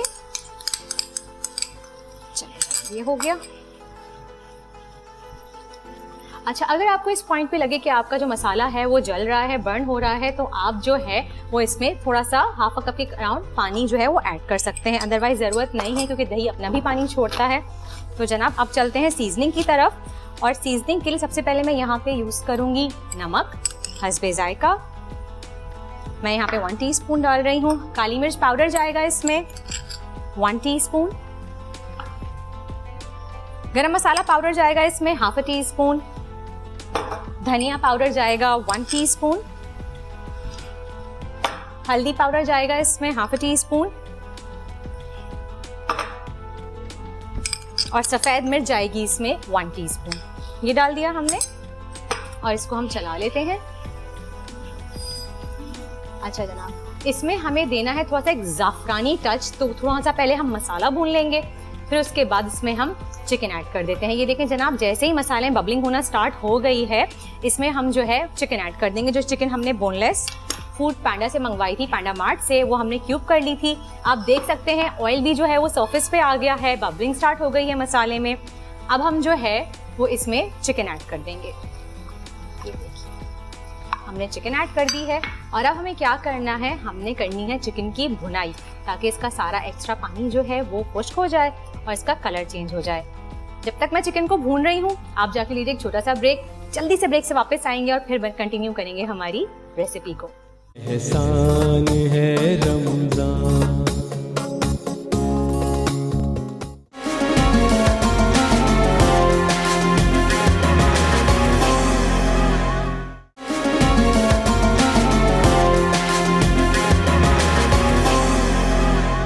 एहसान है Ramzan. Welcome back after break. आप देख रहे हैं रमज़ान दस्तरखान और रमज़ान दस्तरखान में हम बना रहे हैं मुर्ग ज़ाफ़रानी। ब्रेक पे जाने से पहले मुर्ग ज़ाफ़रानी में तमाम मसाले जो हैं वो ऐड कर दिए थे और चिकन डाल के मैं भून रही थी। ब्रेक पे चिकन जो है वो भून चुकी है, आप देख सकते हैं इसकी ग्रेवी भी जो है वो गाढ़ी गाढ़ी सी हो गई है। अब हम क्या करेंगे, इसमें मैंने यहाँ पे ज़ाफ़रान के कुछ थ्रेड जो है वो दूध में मिक्स करके रखे हुए थे, इसमें एक अच्छा सा येलो कलर देने के लिए वो मैं ऐड करूँगी यहाँ पे। और उसके बाद मैं ऐड करूंगी 1 टेबलस्पून डेसिकेटेड कोकोनट पाउडर और थोड़ा सा चॉप्ड हम जो है वो इसमें हरा धनिया ऐड करेंगे और दैट्स इट। हमारी जो है वो मुर्ग ज़ाफ़रानी जो है वो रेडी हो चुकी है। ये देखिए जनाब, ये देखें क्या खूबसूरत सा कलर आया है। बस हमारी चीज़ें रेडी हैं। हम जो है वो बारीक बारीक सा एक हरा धनिया, फ्रेश कोरिएंडर जो है वो चॉप करके ऊपर से डालेंगे और थोड़ी सी गार्निशिंग कर देंगे तो इसकी बहुत अच्छी सी खुशबू आ जाएगी। ये देखिए and that's it, there you go. Flame को हम बिल्कुल स्लो कर देते हैं और जनाब ये देखिए एंड दैट्स इट, मुर्ग ज़ाफ़रानी जो है वो रेडी हो चुकी है। ये देखिए मैंने आपसे कहा था ये बहुत गाढ़ी गाढ़ी सी ग्रेवी होगी, भुनी भुनी सी चिकन बनेगी। इसको हम डिश आउट कर लेते हैं। ये है मेरे पास डिश और यहीं हम इसको डिश आउट कर देते हैं। जनाब चूल्हा जो है मैंने कर दिया है बंद और ये देखिए सहरी में आप बहुत जल्दी झटपट बना सकते हैं, बहुत ही क्विक बनने वाली रेसिपी है और इसमें कोई भी ऐसे इंग्रेडिएंट्स नहीं है जो घर पे मौजूद ना हो। तमाम इंग्रेडिएंट्स जो है वो हमारे घरों पे मौजूद होते हैं। ये देखिए डन। और जनाब ये देखिए मज़ेदार सी मुर्ग ज़ाफ़रानी रेडी हो चुकी है। इसको भी हम यहाँ पे डिश आउट कर लेते हैं और इसको यहाँ पे हम इसकी प्लेसमेंट कर देते हैं। डन। जनाब आप देख रहे हैं हमारी ट्रांसमिशन। ऐसा कैसे हो सकता है कि आप कुछ विन ना करें। जनाब हमारे पास है आपके लिए खर्शी जामे शीरी की तरफ से और फोटाइल की जानिब से गिफ्ट हैम्पर जो कि आपको हमारी ट्रांसमिशन देखते हुए मिलेंगे। एक बहुत ही ज़बरदस्त सा जो है एक और गिफ्ट जो है मैं आपके लिए अनाउंस करती हूँ, वो ये है कि आप जनाब पा सकते हैं उम्रे की सादत का मौका। तो इसके साथ ही अब चलते हैं खर्शी जामे शीरी की ड्रिंक की तरफ जो कि हम बना रहे हैं पिंक नीला शेक। ये कैसा शेक है, ये बहुत ही मज़े का शेक है जो कि हम बना रहे हैं खर्शी जामे शीरी से। खर्शी जामे शीरी के बारे में हम सब जानते हैं कि ये खालिस अरकियात से बनाया जाता है, इसमें किसी भी किस्म के कोई भी प्रिजर्वेटिव्स शामिल नहीं है और ये तमाम दस्तरखानों की जो है वो जान है। इफ्तार में ख़ास तौर पे जामे शीरी का शरबत होना लाजमी है। आप सिर्फ इसको जो है वो सिर्फ एक पानी में बना के ही नहीं इस्तेमाल कर सकते, बल्कि हम इसकी रेसिपीज़ भी आपको सिखा रहे हैं। उसके अलावा आप इसको एज ए टॉपिंग भी यूज़ कर सकते हैं।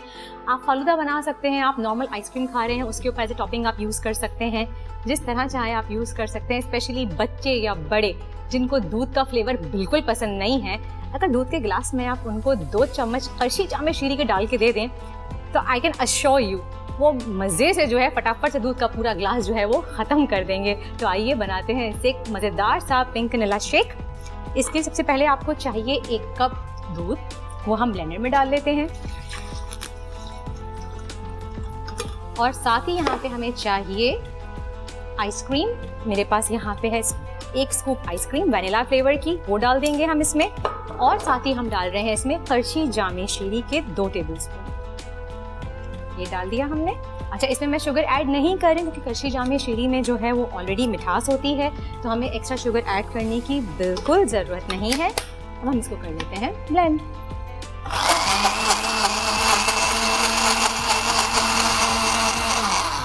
और जनाब हमारा जो है वो जामे शीरी के साथ मज़ेदार सा शेक रेडी हो चुका है। मैं यहाँ से ग्लासेस ले लेती हूँ और इसको हम निकाल लेते हैं। ज़बरदस्त सा रिफ्रेशिंग सा जो है और फुल ऑफ न्यूट्रिशंस हमारा जो है वो मज़ेदार सा शेक जो है वो रेडी हो गया है। ये देखिए जनाब, and that's it, there you go, wow, look at it, so yummy and tempting. और हमारी आज की तीनों रेसिपीज़ जो है वो रेडी हो चुकी हैं। तो आइए अब चलते हैं हम डाइनिंग एरिया की तरफ। जी जनाब, तो आ गए हैं हम अपने डाइनिंग एरिया की तरफ और आप देख सकते हैं तीनों रेसिपीज़ जो है मज़ेदार सी आपके सामने रेडी हैं। अली आप ज़रूर ट्राई कीजिएगा अपने घर में, आई एम श्योर सबको बहुत पसंद आएगी। और साथ साथ हमारे पास है मज़ेदार सी मुर्ग़ ज़ाफ़रानी, जो कि आप मज़े से सहरी में जो है बआसानी बना सकते हैं, बहुत ही झटपट और क्विकली बन जाएगी। और डाइनिंग एरिया में अब हम क्या करते हैं, आप सबको पता है, डाइनिंग एरिया में हम यूज़ करते हैं डेटॉल का हैंड सैनिटाइज़र, जो कि मैं हमेशा आपसे कहती हूँ कि इसको आप जो है वो आदत बना लीजिए जनाब, कि चाहे दस्तरखान हो, डाइनिंग टेबल हो या आप बाहर कहीं भी जाएं, डेटॉल का हैंड सैनिटाइज़र अपने साथ रखें, क्योंकि डेटॉल देता है हमें कोरोना वायरस के ख़िलाफ़ जरासीम से तहफ़्फ़ुज़। और ना सिर्फ कोरोना वायरस की जरासीम से, बल्कि ये 100 किस्म के और मुख्तलिफ जरासीम फैलाने वाले जरासीम से भी जो है वो हमें तहफ़्फ़ुज़ फराहम करता है। और इसी के साथ ही यहाँ पे हमने यूज़ की है नेस्ले मिल्क पैक की क्रीम, और हमारे साथ है कोका कोला जो है वो बढ़ाती है मोहब्बत और हमें करीब लेके आती है एक दूसरे के, क्योंकि आजकल के इतनी मसरूफ़ दौर में हम जो है आने जाने वाले लोगों पे इतना ध्यान नहीं देते, उनको इग्नोर कर देते हैं, चाहे वो हमारे सिक्योरिटी गार्ड्स हों, चाहे वो कोई भी गुजरने वाले लोग हों, आने जाने वाले, चाहे पड़ोसी हों। तो कोका कोला की वजह से जो है वो लोग एक दूसरे के करीब आते हैं। एक कोका कोला ने आप शेयर करें लोगों के साथ, दस्तरखान पे बैठें, डाइन आउट करें, तो लाजमी कोका कोला का इस्तेमाल करें और मोहब्बतें बांटें। इसी के साथ ही हमारे सेगमेंट का वक्त होता है ख़त्म। फिर मिलेंगे आपसे कल एक नई रेसिपी के साथ। टिल देन अपना बहुत बहुत ख्याल रखिएगा। अल्लाह निगहबान।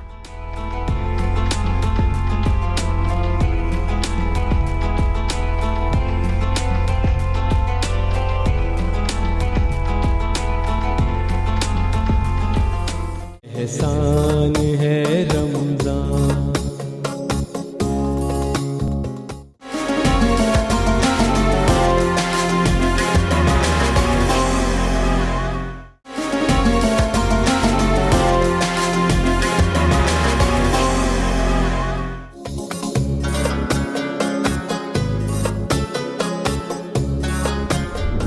बिस्मिल्लाहिर्रहमानिर्रहीम। अल्हम्दुलिल्लाहि रब्बिल आलमीन वस्सलातु वस्सलामु अला सय्यिदिल अंबिया'i वल मुरसलीन। अल्लाहुम्मा सल्लि व सल्लिम दाइमन अबदन अला हबीबिका खैरिल खल्क़ि कुल्लिहिम व अला आलिहि व अस्हाबिहि व बारिक व सल्लिम या अरहमर राहिमीन या अरहमर राहिमीन या अरहमर राहिमीन।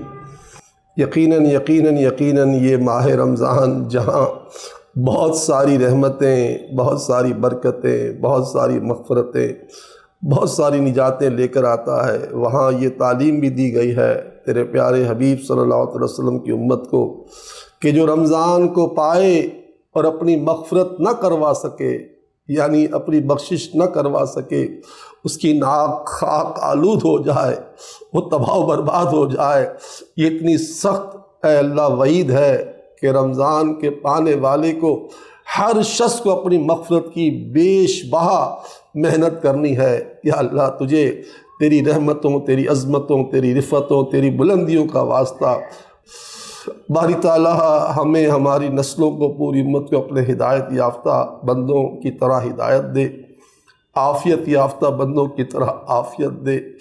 जो तूने हमें अता किया है उसको बाबरकत बना दे, जो तू हमें अता कर चुका है, जो अता करेगा उसका शुक्र अदा करने वाला बना। जिन खुश नसीबों के काम तूने अपने ज़िम्मे करम में ले रखे हैं, उनका सदका हमारे सारे काम अपने ज़िम्मे करम में ले। मौला हमारे हालात की इस्लाह फरमा, हमारे बाहिमी ताल्लुकात अच्छे कर दे, हमारे अंदर उल्फत और मोहब्बत पैदा फरमा, हमारे सीने से नफ़रतें ख़त्म कर दे।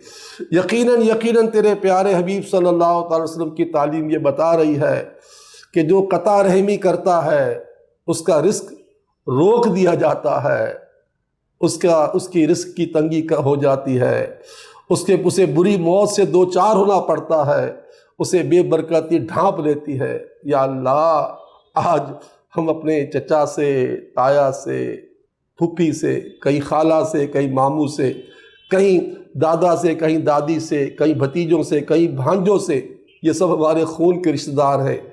इनके साथ हमने दिलों में नफ़रतें रखी होती हैं। यही नफ़रतें हमें तंग दस्ती, फ़क्र फाका और भूख से दो चार करती हैं। या अल्लाह हमारे अंदर ये कता रहमी ख़त्म कर और हमारे अंदर सिला रहमी पैदा फरमा और अपनी रहमत से हमारे रिस्क में वुसअत और फुसअत अता फरमा।